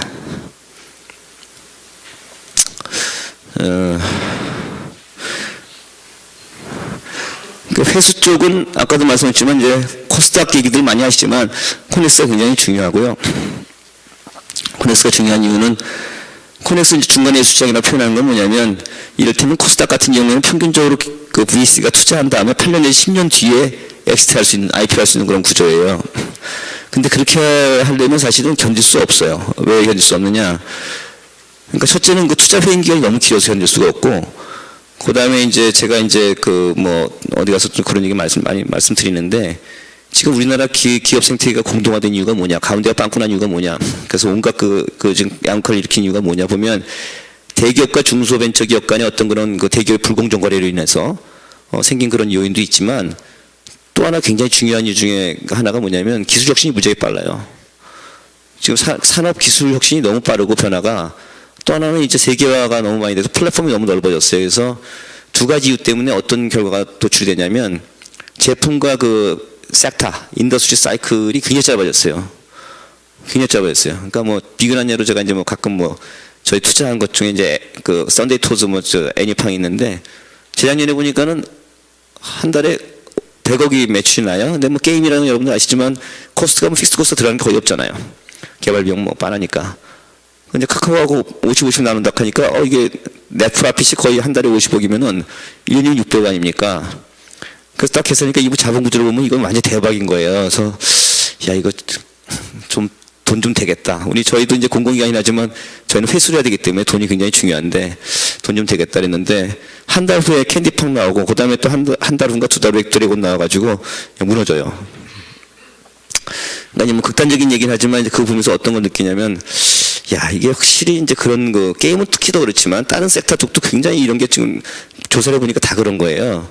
그러니까 옛날 같으면 예컨대 뭐 어떤 수익 모델 하나 만들어지면은 예컨대 픽스 코스트로 뭐 투자하고 뭐 이렇게 해갖고 한 300억 갖다 박으면 한 5년 정도 지난 사이에 연간 평균으로 해서 한 100억씩 갖고 한 500억 번다 가정하면 이 정도의 리스크 감안했을 때 예컨대 300억 해갖고 500억 받고 5년 지나고 200억에다가 리스크 감안했을 때 IR을 한 20-30% 정도 나온다 가정을 하면은 할만하다. 그럼 기업 입장에서 볼 때도 기업가 정신이 발동돼갖고 야 한번 내 도전해봐야 되겠다. 어떤 지금 초기 단계에서 중기 단계로 넘어갈 수 있는 투자 갖다 셋업하고 가겠다. 이런 생각이 들 수 있고 투자나 융자 대출 쪽에서도 보더라도 특히 투자 쪽에서 보더라도 이 정도면 미래 캐시플로 갖다 프로젝션 해보니까 이 정도의 리스크에 이 정도면 할만하다 하고 투자가 되고 그게 서로 균형이 돼가지고 투자자가 만나서 기업가에 돈을 주고 이렇게 될 수 있는 그런 구조인데 지금은 이제 그런 게 갈수록 무너져가지고 300억 박으면 3년 나오는 거야 이를테면 100억씩 그럼 누가 해요? 잘해봐야 똔똔인데 안 되는 거죠. 그러니까 이 대기업의 불공정 거래 말고도 사실은 굉장히 그 기술 혁신하고 그 세계 그 플랫폼이 확대된 것 때문에 엔트리가 낮아지고 경쟁이 심화되고 이런 요소가 있어서 굉장히 복잡해진 거예요. 그 얘기는 뭐냐면 결국은 어떤 기업은 만들어 갖고 좀 성장하려고 하다 보면 그 다음 단계 성장하고 또 그 다음 단계 성장할 수 있어야 되는데 그게 잘 안 되는 거죠. 점프를 할 만큼 기업가 정신이 발동될 만큼 또는 투자자가 투자를 갖다 집어넣을 만큼 패션 캐피탈 갖다 집어넣을 만큼 구조가 잘 안 되는 거예요. 그러니까 시장이 실패 내진 취약 영역이죠. 그래서 이런 부분에 대해서는 뭔가 조치가 필요한데, 그러니까 그건 뭐 공공재 성격으로서 정부 정책이 들어가야 되는 것도 있어야 되지만 또 하나는 이제 뭔가 지금 그런 쪽이 취약한 거 있으면 바꿔줘야 되겠다 하는 건데 그 중에 중요한 것 중에 하나가 엑스툴 중에 하나가 M&A예요. 그래서 제가 볼 때 우리나라에 지금 굉장히 중요한 게 M&A고 M&A에 대해서 생각들을 싹 바꿔야 된다. 이병철 정주영 때 그 M&A는 아닌 거죠. 그러니까 내 눈에 흙이 들어가도 이 기업은 넘기면 안 된다. 아들아 뭐 이런 건 이제 아닌 거예요. 그러니까 그런 정신도 굉장히 중요하지만 구조가 지금 싹 바뀌고 있는 거예요. 그래서 특히 소프트웨어 쪽은 하드웨어 쪽은 그래도 엔트리가 굉장히 높기 때문에 이 공급 체인도 굉장히 강해서 이제 그게 좀 되는데 그렇지 않은 곳은 너무너무 이게 빨리 바뀌는 거예요. 그래서 이런 쪽에 대해서는 우리나라가 예컨대 지금 그 국민소득 2만 불에 3만 불, 4만 불 갈락하면은 그런 식의 기업가 정신도 바뀌고 구조도 바뀌고 정책도 바뀌고 하지 않으면 대단히 문제가 된다라고 생각하는 거죠. 그래서 그 쪽은 여러 가지 이제 얘기할 것들이 많은데 또 이제 그거 뭐 좀 얘기하다가 좀 정부가 이번에 뭐 저 며칠 전에 또 매경이 한번 냈더라고요. 그래서 뭐 대기업 완화시켰고 그러니까 또 이제 막 또 NGO나 뭐 시민단체 또 난리 났어요, 이제. 그래서 이제 그런 부분에 대해서 그냥 말로만 뭐 정책 필 때마다 그냥 M&A 필요해, 뭐해 그런 게 아니라 정말 왜 그게 절실하게 필요한지에 대해서 생각을 해봐야 될 때가 된 거죠. 또 하나는 이제 그 창업 쪽하고 초기 쪽인데 그 엔젤 쪽에 대해서 세제 혜택을 줬어요. 그래서 그 5천만 원 뭐 이상 투자할 때는 30%, 5천만 원 이하로 투자할 때는 50%의 소득공제를 해주겠다 해서 좀 작년 말에 국회에서 통과시켜갖고 좀 해주긴 해줬는데 제가 이제 공공기관에 있으면서 이제 이런 얘기하기는 좀 그럴 수도 있지만 제가 이제 개인적으로 정책자금 엔젤 매칭 펀드라는 걸 저희가 해요. 그래서 큰 규모는 아니지만 이거는 모태펀드가 아니라 직접 저희가 투자해요. 그러니까 저희 회사에서 직접 투자하는 게 이제 두 가지가 있는데 하나는 엔젤 매칭 펀드에서 직접 투자해주는 게 있고 또 하나는 이제 M&A가 있는데 제가 해보니까 정책 매칭 펀드로 해서 하는 것도 좀 필요하긴 한데 세제 혜택으로 주는 게 훨씬 더 필요해요. 그러니까 이제 부처가 이해관계가 뭐 이런 것도 있어갖고 이제 뭐 어느 부처에서는 매칭 펀드도 하고 뭐 정책자금 갖고 하고 그러는데 국가 전체를 볼 때는 세제 혜택을 주는 게 훨씬 더 낫다. 그러니까 이를테면 지금 좀 높은데 지금 50% 정도 30% 주고 있는데 이걸 100% 늘려버리고 정책자금을 차라리 없애버리더라도 아니면 정책자금 지금 100을 주고 세제 혜택에서 50을 주는 거라면 정책자금을 약한데 50으로 하고 세제 혜택을 100으로 주는 식으로 바꿔야 되는 게 맞다라고 생각을 해요. 왜냐하면 공공기관 같은 데서 해보니까 우선 저희가 각 섹터별로 다 알지도 못하는데 어떻게 그 판단해갖고 정확하게 매칭을 해주겠어요? 그러니까 이제 그런 이슈 하나 있고 또 하나는 공공기관이 감사를 받다 보니까 적극적인 마케팅을 해줄 수가 없어요.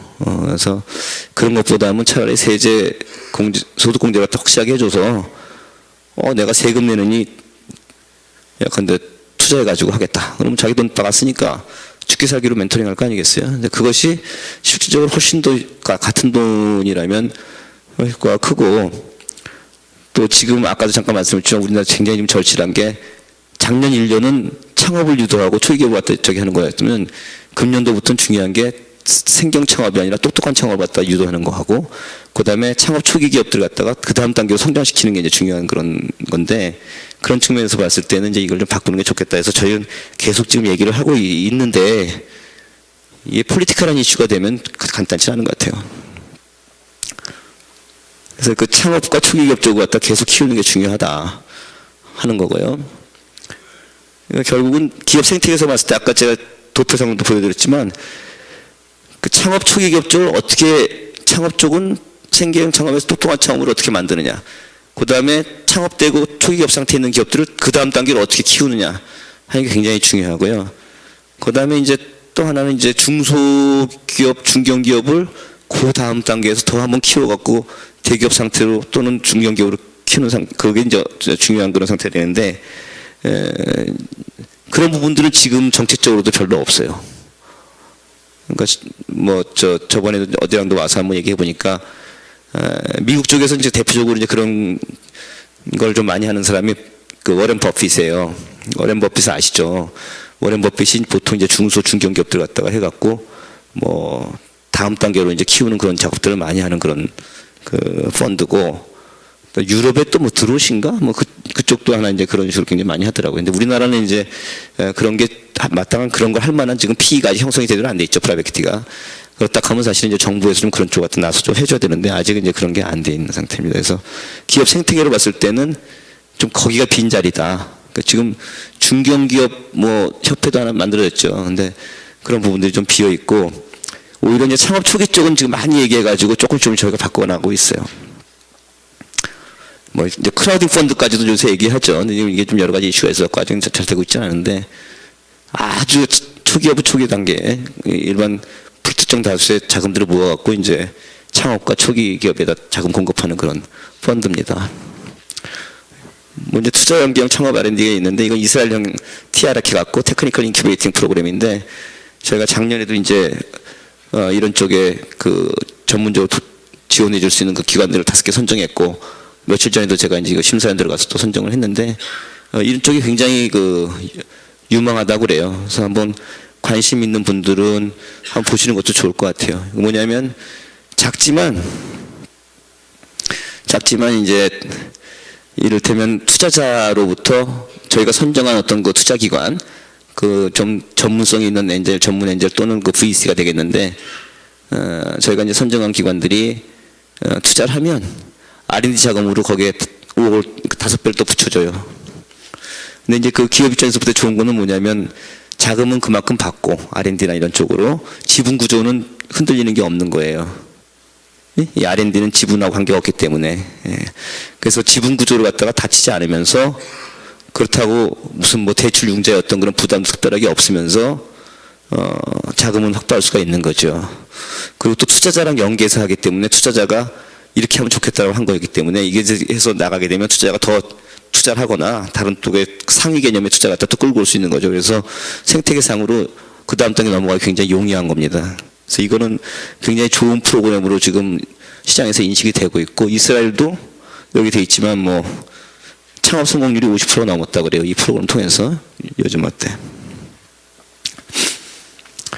그리고 창업 초기 쪽이 활발해지려면 결국 이제 뭐 저희가 엔젤도 활발화시켜야 되고 저런 여러 가지 프로그램도 만들어야 되지만, 제 개인적으로 생각할 때는 이제 이런 무형 자산에 대한 어떤 그런 밸류에이션 내지는 거래 굉장히 중요해요. 왜냐하면 초기 기업들이나 창업 기업들이 사실 특별한 유형 자산이 없잖아요. 매출이 나지 않고 제대로 안 일어나는 경우도 많이 있기 때문에, 유형 자산이 있지 않은 상태에서는 사실은 뭐 담보대출이라든지 이런 것도 제대로 안 되는 거고 제약이 많이 있는 거죠. 그래서 결국 무형자산에 대한 어떤 그런 그 밸류에이션 내지는 판단이 굉장히 필요한데, 이런 거는 옛날도 기술거래소도 있었고 다 있어요. 기부신고 다 있고 뭐 다 있죠. 근데 그럼에도 불구하고 다 이때까지 된 게 제대로 없는 이유는 뭐냐? 그러니까 제가 보기엔 밸류에이션 이슈가 아니에요. 밸류에이션 피해갈 수 있는 방법들은 수도 없이 많기 때문에 그런 건 이유가 안 되고, 오히려 사실은 이제 이런 거를 거래할 수 있는 그 주체가 있어야 된다고 저는 생각을 해요. 그래서 그 지금 이런 인텔렉츄얼 프로퍼티라든지 뭐 우리나라 지금 좀 하는 데가 산업은행, 저 지점장 오셨지만은 산업은행에서 한 1,000억인가 지금 펀드 하나 있고, 그 다음에 그 인터랙티브 디스커버리라는 회사에서 좀 하는 게 있고요. 그런 건 없어요. 그러니까 제가 보기엔 이게 잘 되려면 밸류에이션이 중요한 게 아니고, 그걸로 밥 벌어먹고 그거 아니면은 밥 벌어먹을 게 없는 그런 기관들을 많이 만드는 게 중요해요. 네? 그러니까 그래야 죽기 살기로 해갖고 그다음 거래 형성이 되는데, 그런 게 좀 적은 거죠. 그리고 밸류에이션, 지금도 밸류에이션 뭐 전문 만들겠다고 자꾸 그러거든요. 그건 소용없어요. 그죠? 그 하시는 분도 나오 계시지만, 그건 아무 별 의미가 없다. 그래서 그런 주체를 만드는 게 굉장히 중요하다. 하여간 어쨌거나 이런 쪽의 시장을 갖다 키우는 거는 대단히 중요하다. 창업 초기 쪽이어서. 이쪽은 이제 계속 지금 하려고 하는 부분이고, M&A도 사실은 좀 애로사항이 있는데, 이게 이제 저희 회사에서 하고 제가 재작년에 이제 디자인해가지고 중기청이 약간 반대했지만 하는 건데, 결국은 그 대기업이 마켓 세츄레이트 돼가지고 더 이상 갈 데 없어갖고 신수종 사업으로 M&A 하는 거는 그렇게 바람직하지도 않고 잘 알지도 못하기 때문에 성공률도 낮아요. M&A는 결국은 성장성이 있는 그런 그 시장에서 그쪽에 이미 몸담고 있으면서 잘 알고 시장을 잘 알고 기술을 잘 아는 그런 그 기업이 다른 기업을 M&A 하는 게 사실 성공률이 높은 거죠. 그런 측면에서 볼 때는 중소, 중견 또는 선도 벤처가 그 밑에 기업을 갖다가 이렇게 M&A 하는 게 맞다고 생각하고요. 그런 쪽에서 문제가 뭐냐면 대개 기술과 시장은 잘 아는데 적시에 맞는 자금 공급이 안 되는 거예요. 네? 예컨대 뭐 자금이 있더라도 현금성 자금이 아니면 소용이 없는 거 아니에요. 그래서 결국은 그 적시에 맞는 자금 공급을 갖다 정책적으로 해주는 인프라가 중요하다.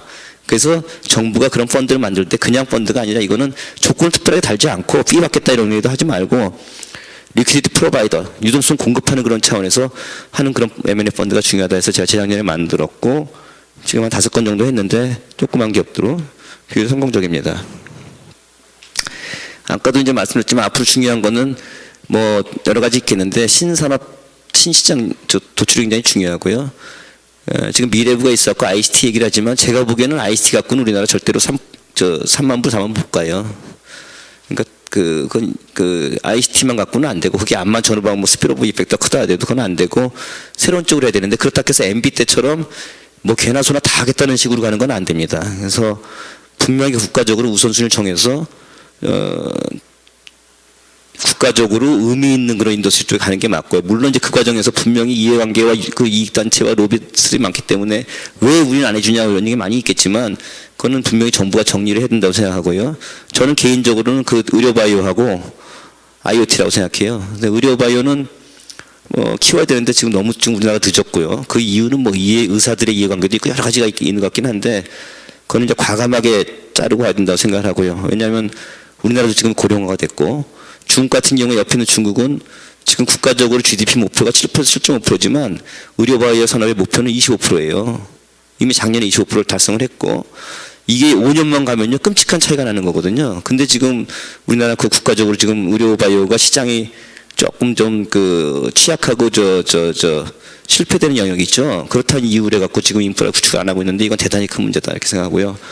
또 하나 이제 IoT는 인터넷 오브 띵스 여러분도 아시죠. 그래서 이제 사물 인터넷, 만물 인터넷으로 표현하는데 이쪽은 글로벌리 굉장히 커지는 시장으로 저도 생각을 하고 있고 우리나라도 굉장히 빨리 나가야 된다 생각하고 우리나라 경쟁력이 있어요. 그러니까 인터넷 오브 띵스니까 사실은 두 축이잖아요. 인터넷과 띵스가 강해야 되는데 인터넷은 우리 IT 쪽 강하고요. 띵스는 사실은 사물이라는 건 제조업을 얘기하는 거거든요.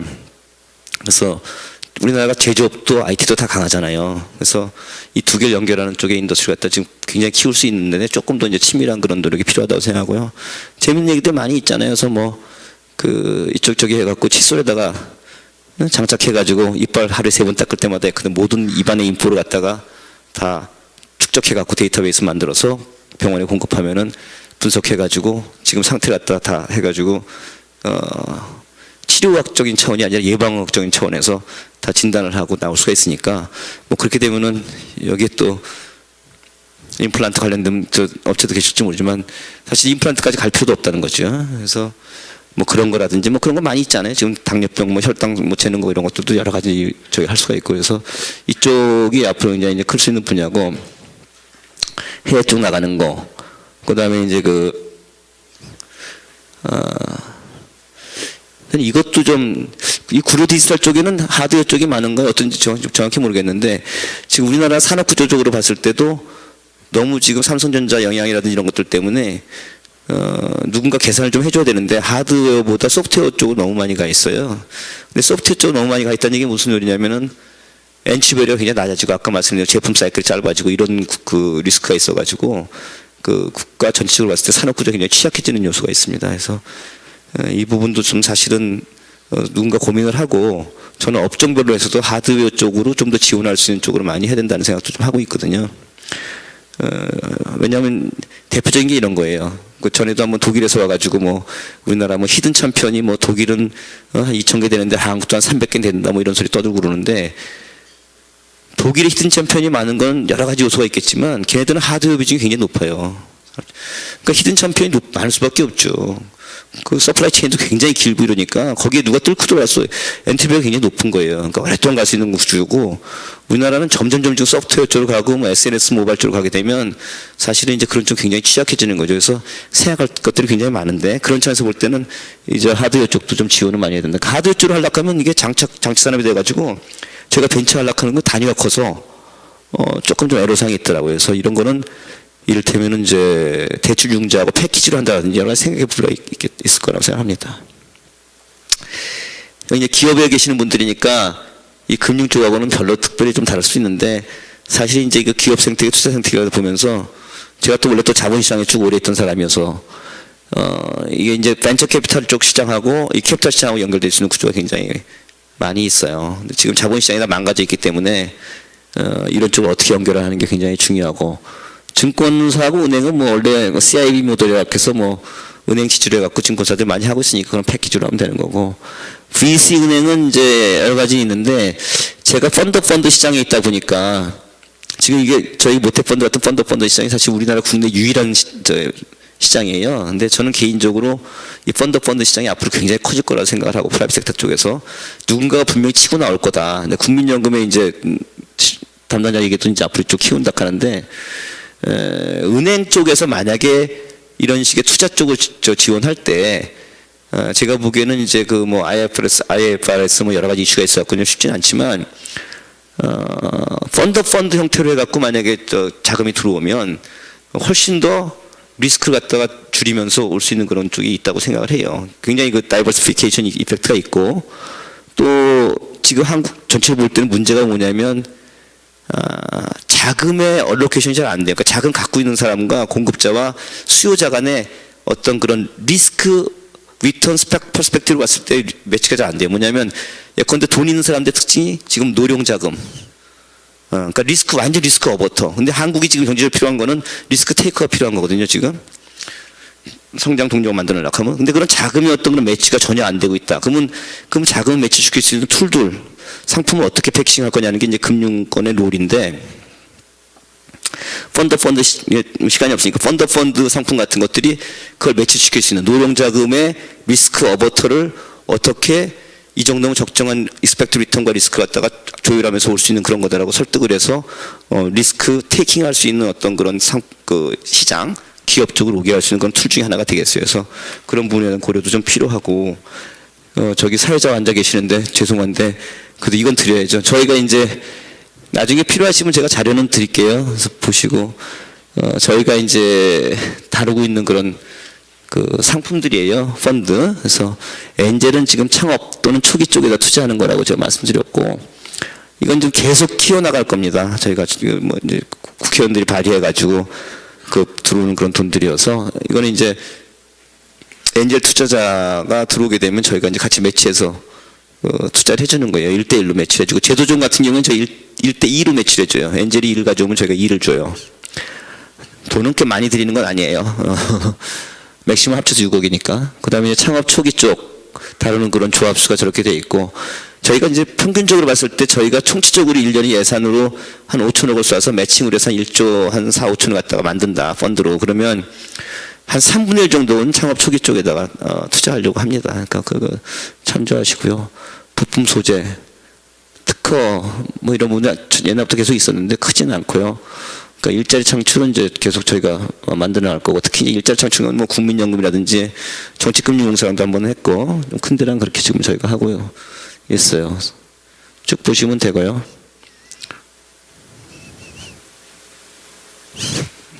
끝이네. 그래서 여기는 뒤에 하나 더 있는데 아마 이게 옛날 걸로 돼 있어갖고 아마 빠진 것 같은데 그리고 이제 뭐 혹시 여기서 이제 뭐 IPO나 뭐 이제 하기 위해서 뭐 투자를 받으려고 하시면 VC한테 이제 투자 받기엔 여러 가지 요건들이 있는데 그건 나중에 하여간 뭐 끝나고 저한테 오시든지 전화를 주시든지 하면 되겠습니다. 네, 고맙습니다. 네, 네, 감사합니다.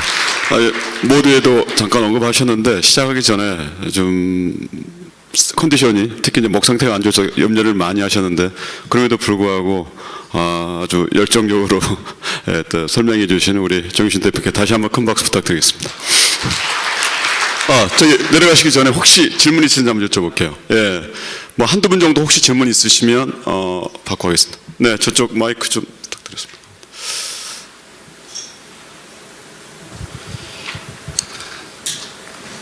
네, 사장님 오늘 그 목도 안 좋으신데 이렇게 열심히 강의해 주셔서 참 잘 들었습니다. 예. 근데 이제 저희 그 대부분의 이제 벤처 중소기업들이 거의 그냥 매일 거의 반몸살 수준으로 다니고 있습니다. 뭐 반몸살입니다, 거의. 그냥 뭐 자금이라든지 뭐 인력이라든지 그리고 또 시장 창출이라든지 여러 가지 좀 어려운 상황이 있는데요. 오늘 제목이 이제 중소벤처기업의 투자유치 활성화와 생태계 구축인데 저는 이게 그 투자유치 활성화가 잘 안 되는 부분들 이 원인을 조금 기업 입장에서 좀 생각을 좀 해봤습니다. 네. 제가 이제 이건 실화입니다. 저희가 작년에 저희가 이제 그 벤처 캐피탈에 한 10억 정도로 좀 투자를 받으려고 이렇게 뭐 제안도 하고 많이 해가지고 IR도 하고 해가지고 저희 기업이 좀 잠재력이 있다고 판단했는지 여러 군데서 와서 이게 상담하는 과정에서 보니까 좀 왔어요. 그래가지고 이제 뭐 실질적으로 계약을 하려고 이렇게 계약서를 한번 봤는데 혹시 우리 정윤 사장님 그 계약서 한번 보셨습니까? 벤처 캐피탈이 그 중소기업하고 하는 계약서요? 가끔 봐요. 작년에 문제도 있어갖고 한번 봤고. 예. 근데 이거는요 거의 을사조약 수준입니다. 계약서가 두께가 이만하고 뭐 까딱만 하면은 거의 그냥 이거 중소기업들 그냥 다 괴롭힐 수 있는 조항을 다 넣어놨어요. 쉽게 말하면은 저도 이제 MBA를 해가지고 전환사채라는 게 의결권이 있습니까? 보통주도 아니고 우성주도 아닌데. 예. 그리고 또 그 회사가 뭐 파산했을 때 보통주보다 우선해서 또 그 배당을 받아갈 수 있는 권리를 갖고요. 그리고 또 뭐 제가 지금 한 26가지가 되는데 그리고 또 뭡니까? 그 까딱하면은 이제 그 외부 감사는 자기가 선임해가지고 언제든지 감사할 수 있으면서 그 비용은 기업에게 부담시키고 그래가지고 저희는 야 이거 무슨 이딴 걸로 하냐 가지고 저 안 받았습니다. 그리고 결국 투자를 저 은행에서 받았거든요. 이런 부분들이 지금 우리 지금 한국벤처투자 같은 경우는 100% 중소기업 진흥공단 지분 자회사입니까? 그러면 중소기업을 위해서 한국벤처투자가 존재한다면은 모태 펀드를 관리하는 입장에서 그 모 펀드가 관련된 그러니까 뭐 그런 돈놀이하는 거는 뭐 관여하지 마시고 모 펀드가 관리하는 그런 펀드에 관해서는 표준 계약을 좀 만드셔서 가급적이면 좀 중소기업 지금 생각하셔가지고 그렇게 제안하시면은 벤처기업 투자 유치 활성화가 더 많이 될 거예요. 그리고 왜냐면은 지금 이제 뭐 창업 초기 뭐 이렇게 뭐 하는 그런 기업들은 대상이 잘 안 됩니다. 그 VC들의 그 입맛에. 네. 어느 정도 저희도 이제 벌써 10년대가 되는데 IPO를 앞두고 이런 회사들 입장에서는 굳이 이런 벤처 캐피탈 돈을 안 받으려고 합니다. 이런 계약서까지 써가면서.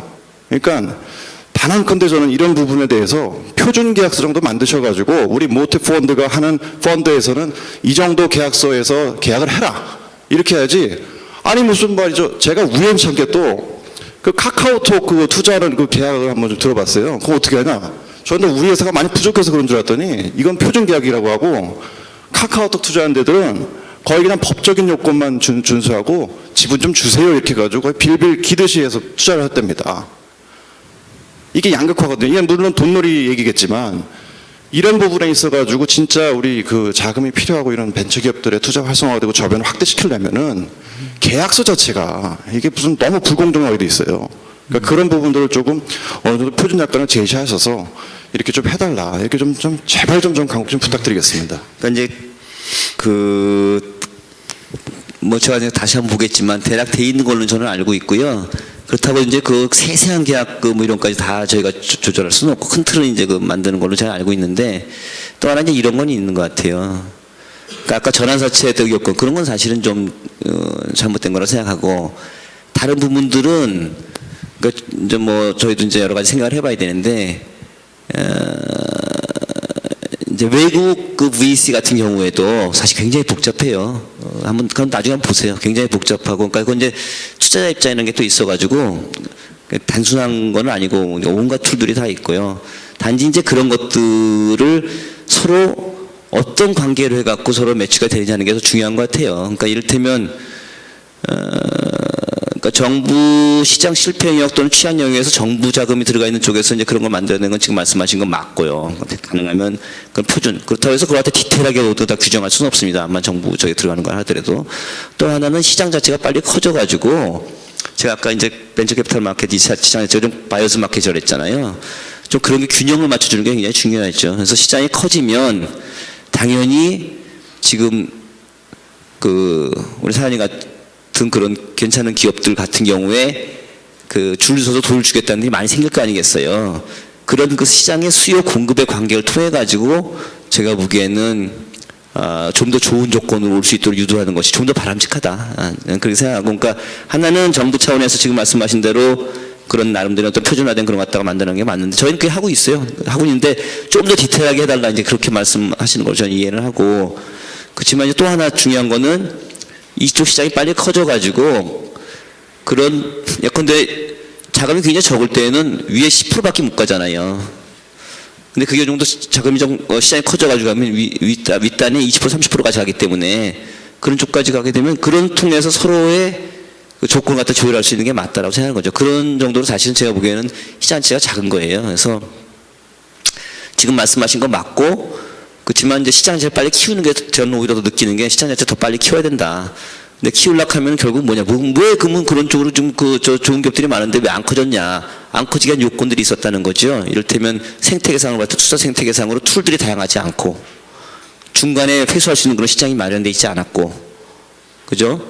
그 다음에 정보가 비대칭이어서 그런 것들이 충분히 커뮤니케이트 될 수 있는 구조가 아니었고, 그러다 보니까 시장 형성이 안 되고, 그 VC도 그렇게 안 하면은 자기네 도저히 할 수 없다 하니까 엉뚱한 짓을 하는 거예요. 그러니까 자기네 역량 키워야 되는 게 하나 있고, 그죠? 역량을 키워서 사실은 야, 이런 정도면 내가 보통적으로 들어가도 되겠다라고 생각하다 하고서 이제 판단할 수 있었는데 그런 게 좀 약한 게 있고, 그래서 여러 가지 복합적인 것 같아요. 그래서, 답 드릴 때 제일 안 좋은 답이 다 여러 가지 요소가 있는 겁니다. 이렇게 말씀드린 거긴 하지만, 표준화되는 건 제가 안전부터 볼 거고, 그런 부분 하나 있고요.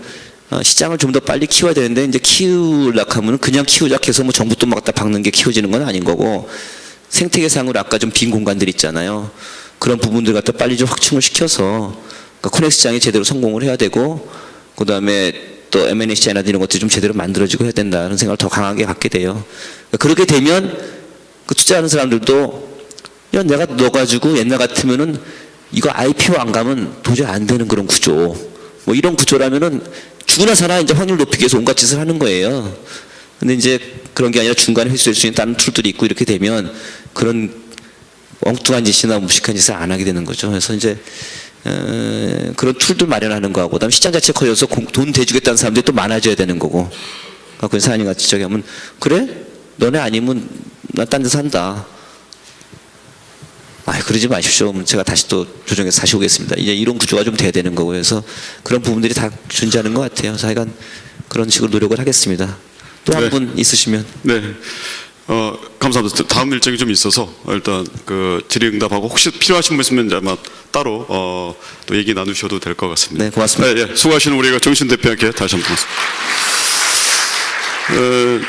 저기 사실 저희 또 기업 하다 보면 많이 관련된 게 사실 금융기관 쪽입니다. 그래서 뭐 많은 금융기관들이 있지만 특히 또 한국산업은행이나 또 우리 기업은행 같은 경우에는 저희하고 또 보다 더 많은 애정을 갖고 있는 것 같습니다. 오늘 우리 지역 쪽에서 두 분 오셨는데 잠깐 인사 시간만 짧게 한번 좀 하겠습니다. 먼저 저기 우리 병갑주 한국산업은행 금천지점 지점장님 잠깐 인사 말씀, 네, 이어서 또 우리 기업은행 본부장님 인사 말씀도 같이 듣겠습니다.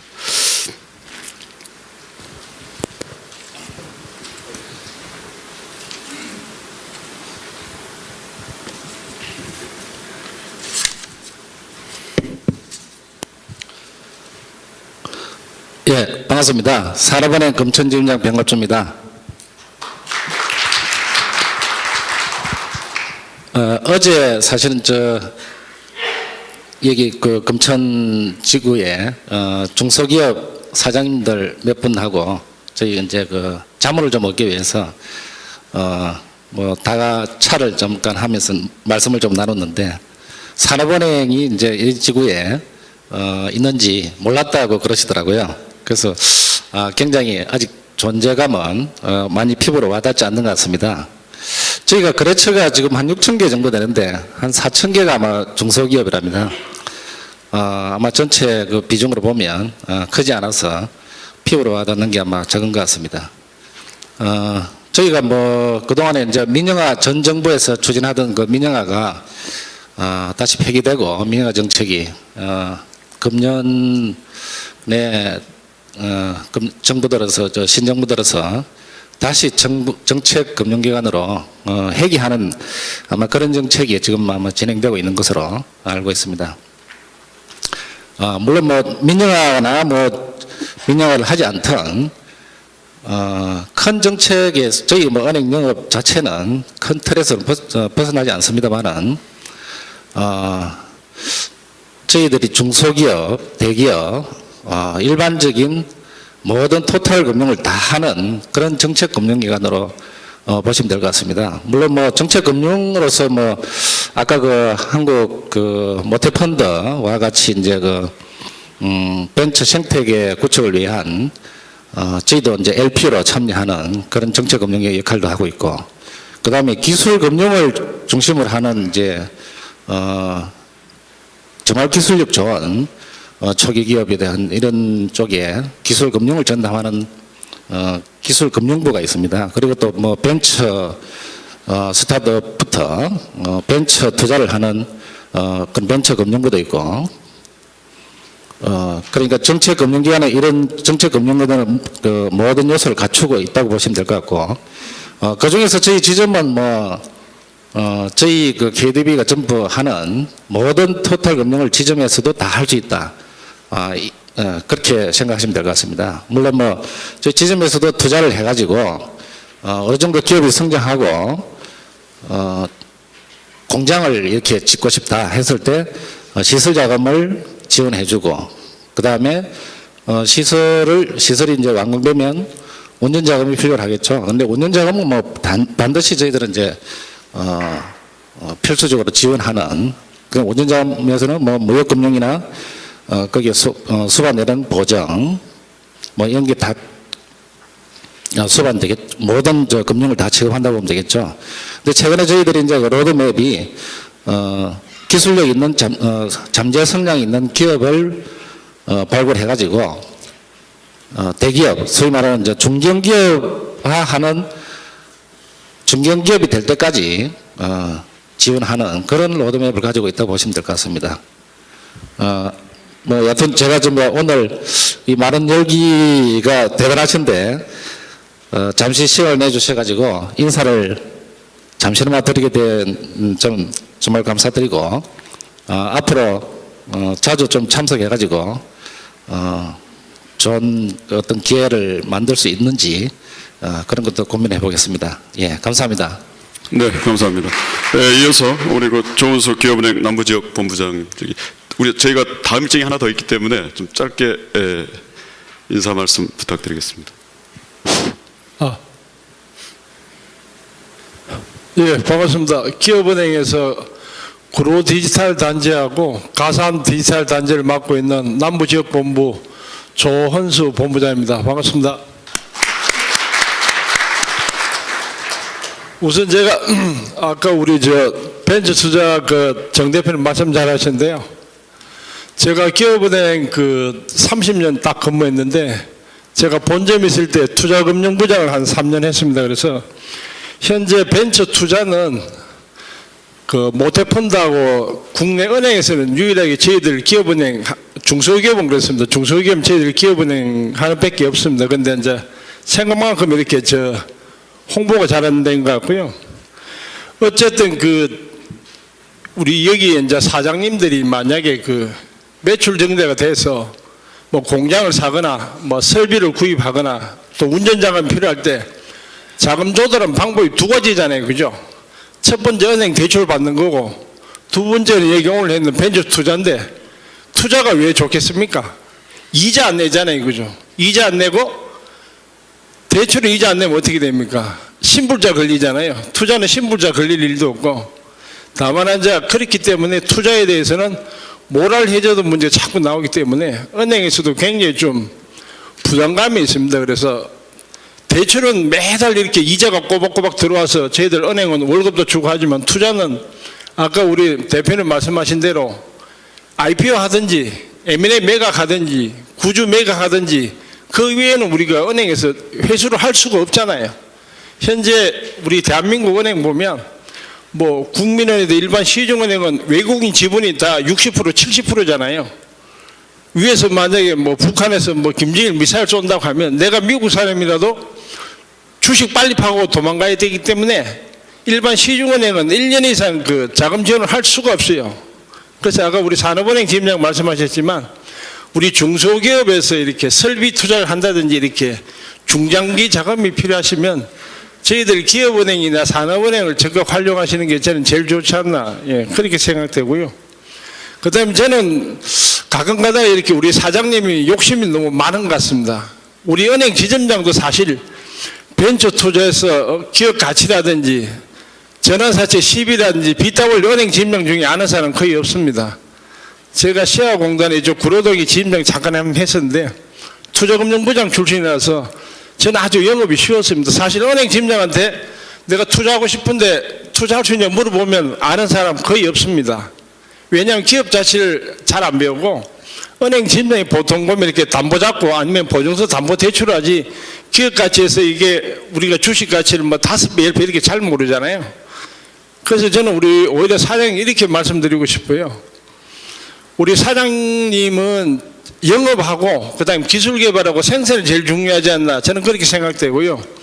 투자를 받고 싶으시면 오늘 제가 잠깐 지금 소개 한번 해드릴게요.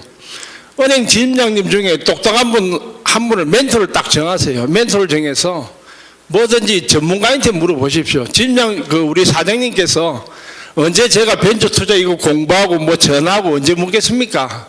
그 시간에 내가 삼성전자나 LG전자나 이렇게 영업되는 게 저는 오히려 편하지 않나 이렇게 생각합니다. 그래서 우리 사장님께서 필요하신 게 있으면 지점장님 중에 좀 똑똑한 분 하나 딱 골라서 이렇게 자주 이렇게 업무 협의도 하시고 내가 투자를 받고 싶은데 어떤 식으로 했으면 좋겠냐 이렇게 멘토를 하나 정해서 상담받으시기 저는 훨씬 좋지 않나 그렇게 생각합니다. 참고로 오늘 저희들 가산 디지털밸리하고 우리 구로 디지털밸리에 저희들이 남부본부가 지점이 43개입니다. 43개인데 우리 디지털 G밸리에 지점이 12개 있습니다. 잠깐 내가 소개 한번 해드릴게요. 우리 기업은행 지점장님 잠깐만 밀어서 주세요. 잠깐만.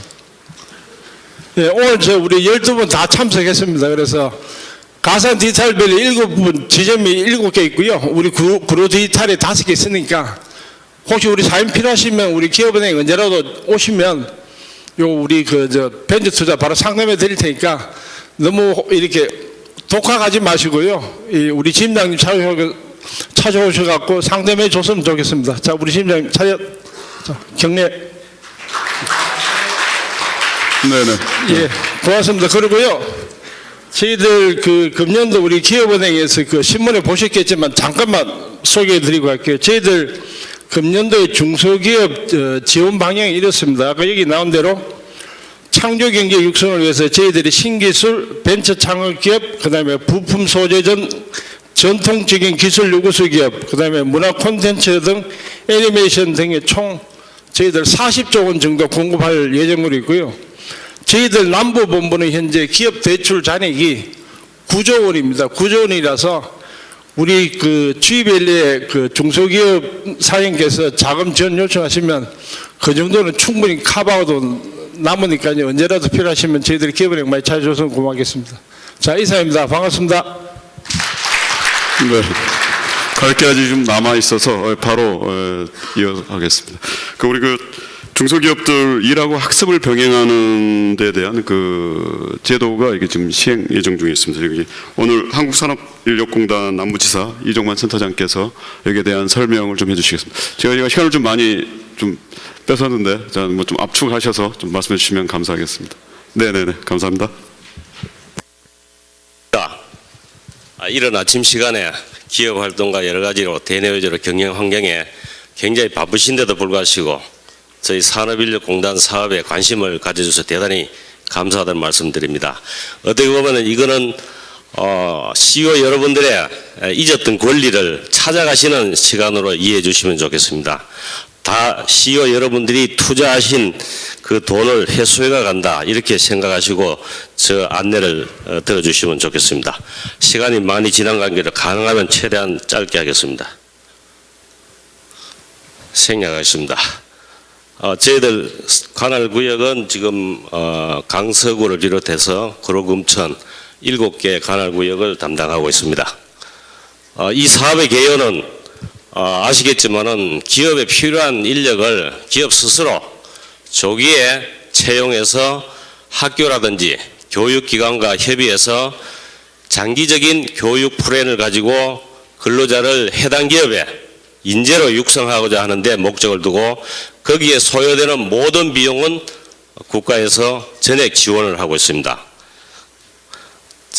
사업 대상은 뭐 아시겠지만은 우리 중소기업을 비롯해서 이 사업만큼은 금년도에는 대기업도 참여를 문을 열어놨습니다. 대기업과 중소기업 어느 기업인지 인재를 육성하고자 하는 의욕이 있는 기업은 누구나 참여할 수 있습니다. 제가 이 사업을 금년도 처음 1월 1일부터 맡아서 기업 홍보 자료를 가지고 기업에 전화를 홍보를 했습니다. 저희 직원들하고 홍보를 하는데 가장 피부로 느낀 부분이 중소기업에 있는 그 전화 받는 사람의 태도와 대기업에 있는 사람의 전화 받는 태도가 너무 확연히 다르다는 것을, 물론 전적으로 다 그렇다는 건 아니겠지만은 제가 느낀 바를 말씀드리면은 LG전자에 제가 전화를 했습니다. 김종성 대리라고 전화를 받아가지고 제가 이 사업을 간단히 설명하니까 이 사업은 저희 인사부장님하고 협의하시는 게 좋겠습니다. 이렇게 하면서 인사부장을 연결해 줬습니다. 인사부장 설명을 드리니까 제 사무실에 잠시 시간 되시면은 좀 상세하게 설명해 주시면 좋겠다고. 그래서 LG전자 상동이 빌딩에 가서 제가 상세하게 설명했더니 LG전자가 참여를 했습니다. 또 애경그룹에도 마찬가지입니다. 전화를 했더니 애경그룹의 담당자를 한 곳에 모아주겠다고 와서 설명을 요청했습니다.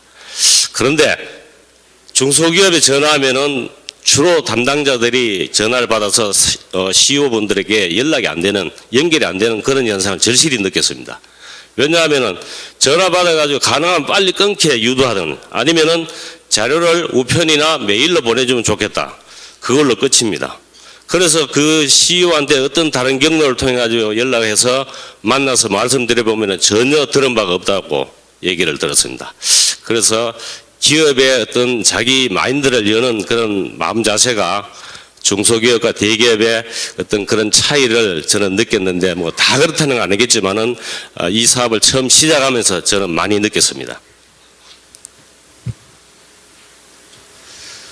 이 사업을 추진하게 된 배경을 개인과 기업, 학교, 국가 이런 측면에서 한번 보면은 지금 개인적인 측면에서 취업하는 형태를 보면은 대부분 취업 대상자들이 학력과 스펙에 너무 의존하는 현실입니다. 기업에 취업하기 위해서 산업 현장에 나가기 위해서 모든 스펙을 다 갖추어서 기업에 나가고자 하는 그런 현재 형태가, 기업에 가서 이런 많은 스펙을 쌓아서 실제로 그것이 기업에 필요하냐, 이거는 곰곰이 한번 생각해 봐야 될 부분입니다. 실제로 제가 들은 통계로 보면은 스펙을 쌓아서 산업 현장에 갔을 때 제대로 활용되는 기술은 20%밖에 안 된다고 들었습니다. 나머지는 시간이 지나고 사실 기술 변화가 빠르기 때문에 쓸모없는 기술로 사장될 수가 있습니다. 그러니까 근로자는 회사에서 내가 이 정도 스펙을 쌓고 여기 왔는데 나에게 대접은 이거밖에 안 되고, 또 회사에는 저 근로자가 우리 회사 오기 전에 많은 스펙을 갖고 왔는데 회사에 기여하는 것은 이거밖에 안 된다는 서로 간의 미스매치에서 항상 불안감이 상존하고, 그러다 보니까 근로자는 이직을 생각할 수밖에 없습니다.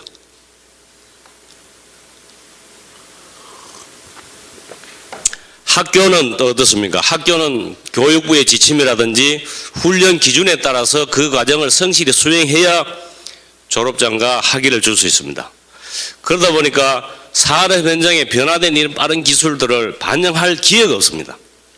지금 요즘 뭐 현장 실습이다, 뭐 2+1 제도도 많은 제도를 내놓고 있지만은 실제로 이거는 기업 현장과 다른 장소에서 다르게 괴리된 상태에서 운영되다 보니까 과정 이수를 위한 하나의 수단으로 이용되지 실제로 기업 현장에 필요한 직무를 제대로 습득할 기회는 부족합니다. 그런 것을 반영하기 위해서 일학습 병행제가 생겼다고 볼 수 있습니다. 실제로 채용 후에 그 기업에 그 수습하는 기간, 채용할 때까지 수습 기간이 18개월 정도 된다는 통계가 있고요. 한 사람에게 근로자 한 명이 채용되었을 때 6,088만 원이 소요된다고 통계가 있습니다. 이런 비용들은 사실 보면 굉장히 낭비적인 요인이라고 볼 수 있습니다. 이런 것을 대폭 줄이고, 또 현장 실습을 갖는 근로자들이 그 회사에 정착하는 율이 11.3%라고 합니다. 전문대학생인 경우에. 그래서 이런 것도 해당 기업에 정착할 수 있는 기회를 주자는 그런 측면이 있고, 또 앞으로 이런 부분에 도입해서 활용하면은 자기 회사에 기여하는 인재로 성장하는 데는 조금 더 손색이 없다는 생각이 듭니다. 시간이 없는 관계로 빨리빨리 넘어가면서 제가 간단히 설명드리겠습니다. 사업 절차는 우리가 참여를 희망하는 기업을 선정하게 됩니다. 그리고 선정된 기업은 관련 프로그램을 개발합니다. 근로자를 어떻게 회사 기술과 회사 인재를 양성할 것인가, 이런 프로그램을 전문가를 투입해서 회사의 전문가와 상의해서 프로그램을 개발하고, 그 프로그램이 제대로 구성되어 있는지, 또 국가 직무능력 표준이 있습니다. NCS라고 국가에서 모든 직무에 대해서 가능하면은 표준화해서 기초 직무를 수행할 수 있도록 만들어놨습니다. 그거와 호환성을 확인하고, 그 다음에 거기에 참여할 근로자를 선발해서 훈련을 실시하고 그 근로자를 평가를 합니다. 근로자 평가는 회사 내에서 자체 평가를 거치고 다시 그 동종 산업계의 전문가들로 구성된 평가를 거쳐서 거기에 평가된 근로자는 기업의 정식 근로자로 채용하게 되는 그런 시스템이 되겠습니다. 세부 절차는 훈련 끝까지 할 수 있는 의사가 강한 기업 분명합니다. 그리고 채용 수요가 있는 기업이 참여해야 됩니다. 채용 수요가 전혀 없다면 참여하실 필요가 없습니다. 그리고 숙련을 시켜야 될 필요성이 있는 기술이 있어야 됩니다. 회사의 기술이 아주 단순하고 짧은 기술이 필요하다면 이 사업에는 참여하실 필요가 없습니다. 그리고 현장에서 그런 숙련된 기술자가 처음 들어온 근로자에게 이런 교육을 실시할 수 있는 전문가가 있어야 되겠고요. 무엇보다도 CEO의 의지가 강한 기업이 대상이 될 수 있습니다. 프로그램 개발은 이렇게 진행되고 있습니다. 이거 생략하겠습니다. 이 프로그램도 마찬가지입니다. 조금 전에 말씀드렸기 때문에 넘어가겠습니다. 근로자 선발 마찬가지고요.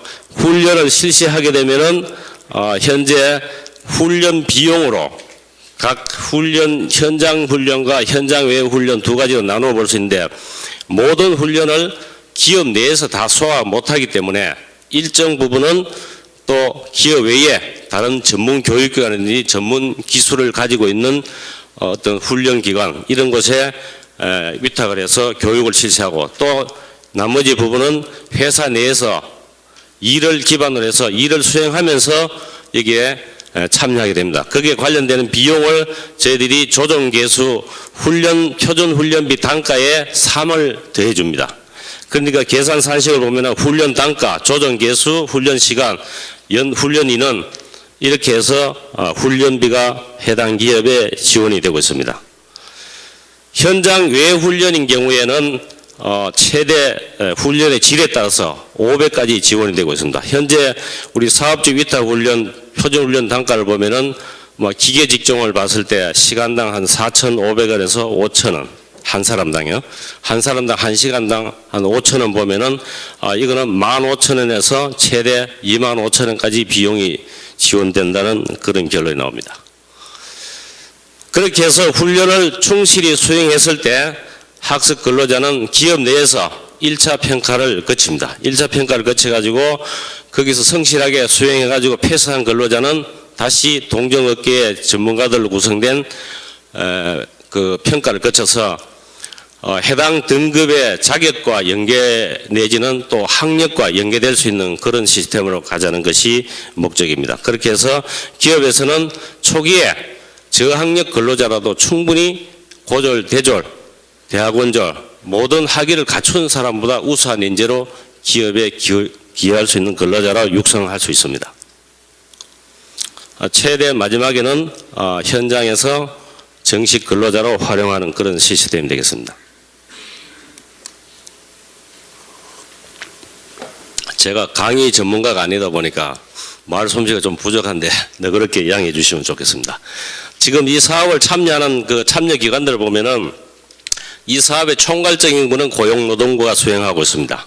그리고 산업인력공단에서는 적합한 기업을 선정 발굴해서 참여시키고, 그 다음에 일학습 프로그램 개발을 외부 전문가 풀, 특히 우리 폴리텍 교수님들이 여기에 많이 참여하고 있습니다.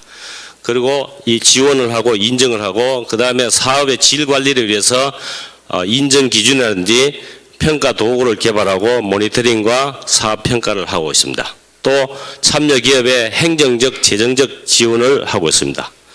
그리고 직업 능력 개발에서는 사업성 외부 평가를 실시하고 각종 연구 개발을 수행하고 그다음에 사업주 단체 우리 경영자 협회라든지 뭐 기계공업 협동조합이라든지 금융 협동조합 뭐 이렇게 경영자 협회 상공회의소 이런 단체들은 해당 회원들에게 안내해서 이 사업에 참여를 1차 접수해서 저희들에게 인계할 수 있는 그런 시스템도 되어 있고요.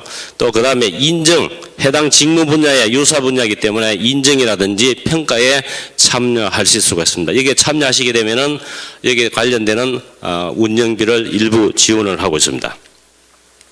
그 다음에 참여 기업에서는 일학습제 전담자 인력을 지정해서 운영해야 됩니다. 책임 현장 교수와 HRD 담당자 그리고 프로그램을 개발하고 인정 신청을 하고 학습 근로자를 선발, 채용하고 그 다음에 교육훈련 수료평가와 정규 근로자 전환이 업무가 부과되겠습니다. 그리고 학습 근로자는 학습과 근로에 참여해야 되겠고요. 한국폴리텍 대학에서는 일학습 프로그램 개발을 지원하고 기업 인증 지원 및 현장 훈련 교재 감수를 하게 되어 있습니다.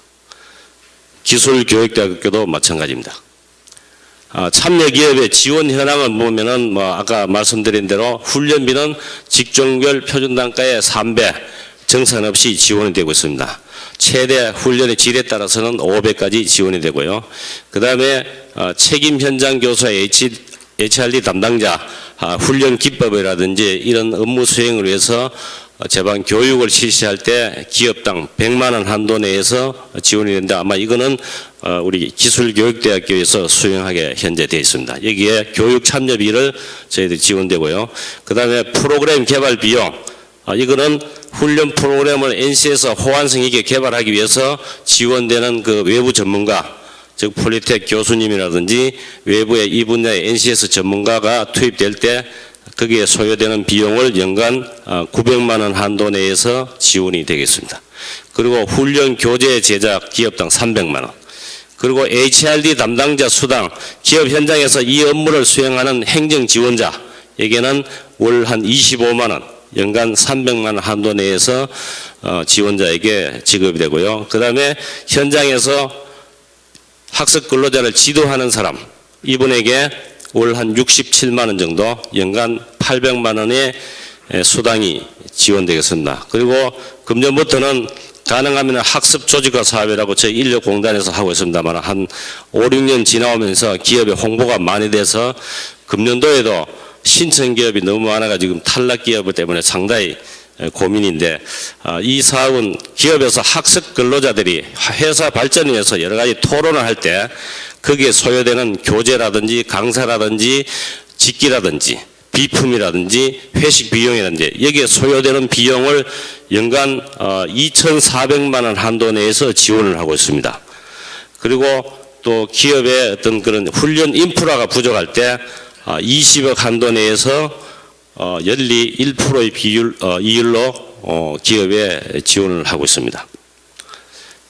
실시 역량 강화를 위해서 CEO라든지 임직원들, HRD 담당자들 연수를 저희들이 실시하고 있습니다. 이런 부분에 소요되는 비용을 전액 다 지원을 하고 있습니다. 학습 근로자에게는 월 40만 원의 수당을 해당 기업에 지원하고 있습니다. 그러면 기업에서는 40만 원 플러스 기업에서 근로자에게 제공하는 그 임금 같이 지급하면 되겠습니다.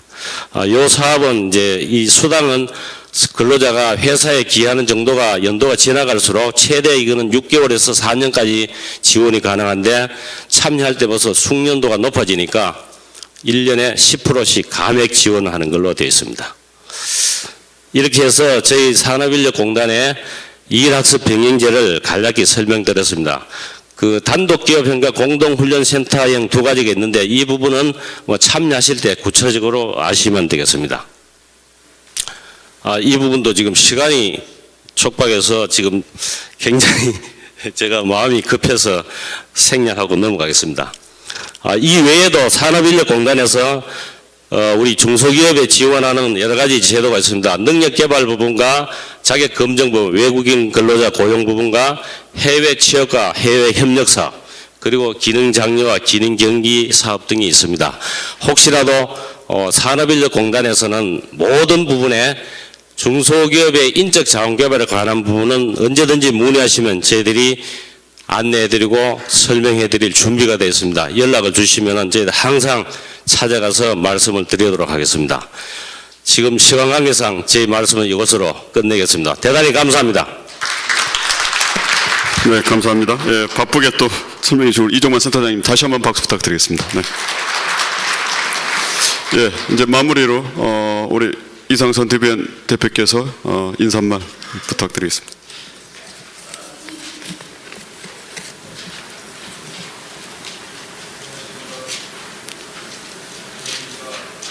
두관사 대표 디지털밸리 뉴스 이상선입니다. 반갑습니다. 지밸리 CEO 포럼은 아시다시피 서울 디지털 산업단지 경영자 협의회, 벤처기업 협회, 이노비즈 협회, 그리고 산업단지 공단이 공동 주최하는 행사고요. 주관을 저희 디지털밸리 뉴스가 하고 있습니다. 오늘 그 포럼에서 제가 좀 느낀 거는 저희 그 지밸리가 소기업이, 중소기업이 집중된 지역이고, 그리고 창업한 지 오래되지 않은 기업들이 많은 지역입니다. 그래서 사실은 이제 뭐 거창한 담론보다는 좀 구체적이고 실무적인 것들이 많이 필요한데, 오늘 이 자리에서 정말 필요한 얘기가 좀 나오지 않았나 이렇게 생각을 하고 있습니다. 특히 이제 자금 관련해서 여러 가지 고민들이 많으실 텐데, 거기에 대한 뭐 나름 해법이 좀 보이지 않았나 하는 생각도 좀 들고요. 오늘 계기로 해서 이런 자금 문제를 풀어나갈 수 있는 고민을 같이 하면 좋겠다 이렇게 생각했습니다. 그리고 그 올해 들어서 저희가 그 포럼을 좀 변화시키기 위해서 노력하고 있습니다. 작년에는 장관들이나 이런 높으신 분들 초청해서 정책적인 얘기를 많이 들었어요. 근데 올해는 좀 더 필요한, 좀 더 피부적으로 필요한 내용을 좀 담으려고 노력하고 있고, 그래서 이제 지난번에는 우리 이제 R&D 이 정책에 대한 설명을 했고요. 이번 순서는 이제 자금에 대한 주제를 다뤘습니다. 앞으로도 계속 이런 주제를 발굴해서 여러분들에게 계속 제공하도록 노력을 하겠습니다. 그리고 오늘은 좀 그 다른 순서와 다르게 본 주제와 연관된 분들의 또 인사도 곁들이는 순서를 가졌는데, 그러다 보니까 시간이 조금 늦어진 거 양해 말씀드리고요. 워낙은 이제 한두 가지 더 좀 소개하는 순서를 가지려고 했는데 시간 관계상 제가 간단하게 말씀을 드리겠습니다. 여러분들이 앉아 계신 자리에 보면은 책이 한 권 있습니다. 자료집 말고 SE 스토리라고 하는 책입니다. 한번 봐주시기 바랍니다. 이 책은 어떤 책이냐면요, 그 3단지에 있습니다. 가산에 있는 그 회사인데, 우리가 모르고 있는 회사인데 상당히 놀라운 회사입니다. 지금 직원이 30명인데 매출액이 약 200억 되는 회사고요. 우리가 흔히 잘 보기 어려운 회사인데, 이 땅속에 대한, 그러니까 건설할 때 밑으로 들어가는 데 대한 그 기술을 가지고 있는 약 130여 개 정도의 특허를 가지고 있는 회사입니다. 그 회사가 창업 10년이 됐는데 10년을 결산해서 책으로 펴낸 거고요. 흔히 아는 자기 자랑하는 책이 아니고요. 여러 가지 객관적인 팩트를 가지고 분석한 책이고, 대한민국에서 아마 최초로 시도되는 게 아닌가 싶어서 저희가 거기 그 회사 대표님의 양해를 얻어서 여러분들에게 선물로 드리는 겁니다. 앞으로 좀 잘 읽어보시면 도움이 많이 될 거라고 생각이 되고요. 이 책을 기획한 조영남 대표님, 저 맨 뒤에 앉아 계시는데 잠깐 일어나서 인사만 해주시면 감사하겠습니다.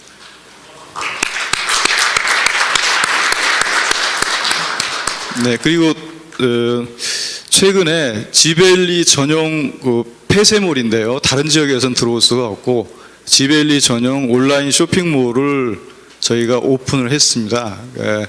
gfield.co.kr, 그러니까 gfield라고 하는 이름으로 앞으로 사용할 건데 한국말로 해서는 그 지벨리 기업 시민 장터 이렇게 되어 있습니다. 여기에는 지벨리 기업의 제품들을 올릴 수가 있고요. 그리고 또 상당히 그 저렴한 가격으로 구매할 수 있는 그런 솔루션이 마련되어 있으니까 좀 많이 이용해 주시면 좋겠고, 저희 그 자료집이 있습니다. 자료집 뒤에 보면은 설명이 되어 있으니까 참고해 주시면 감사하겠습니다. 이걸 또 담당하시는 이찬일 대표님 저 뒤에 계시는데, 이찬일 대표님 잠깐 목례로 인사해 주시면 감사하겠습니다. 네, 좀 한 분 한 분 말씀을 좀 들으면 더 좋을 텐데 시간이 오래돼서 여기서 마치는 걸로 하고요. 다음에도 조금 더 심도 깊은, 아까 말씀드린 것처럼 거대 담론이 아니라 이제는 실질적으로 필요한 내용을 가지고 포럼을 준비하도록 하겠습니다. 감사합니다. 네, 고맙습니다. 예. 전 다시 한번 진행한 입장에서 여러분 시간을 좀 할애한 것에 대해서 양해 말씀드리고요. 저희가 항상 9시 마치는 걸 기준으로 하고 있습니다만 이렇게 욕심내다 보면 조금 더 그런 것 같습니다. 아마 그래도 여러분들에게 좋은 정보가 되리라고 생각하고요. 이상으로 제27회 지벨리 CEO 포럼을 마치도록 하겠습니다. 감사합니다. 박수로 마무리하겠습니다. 그리고 바로 앞에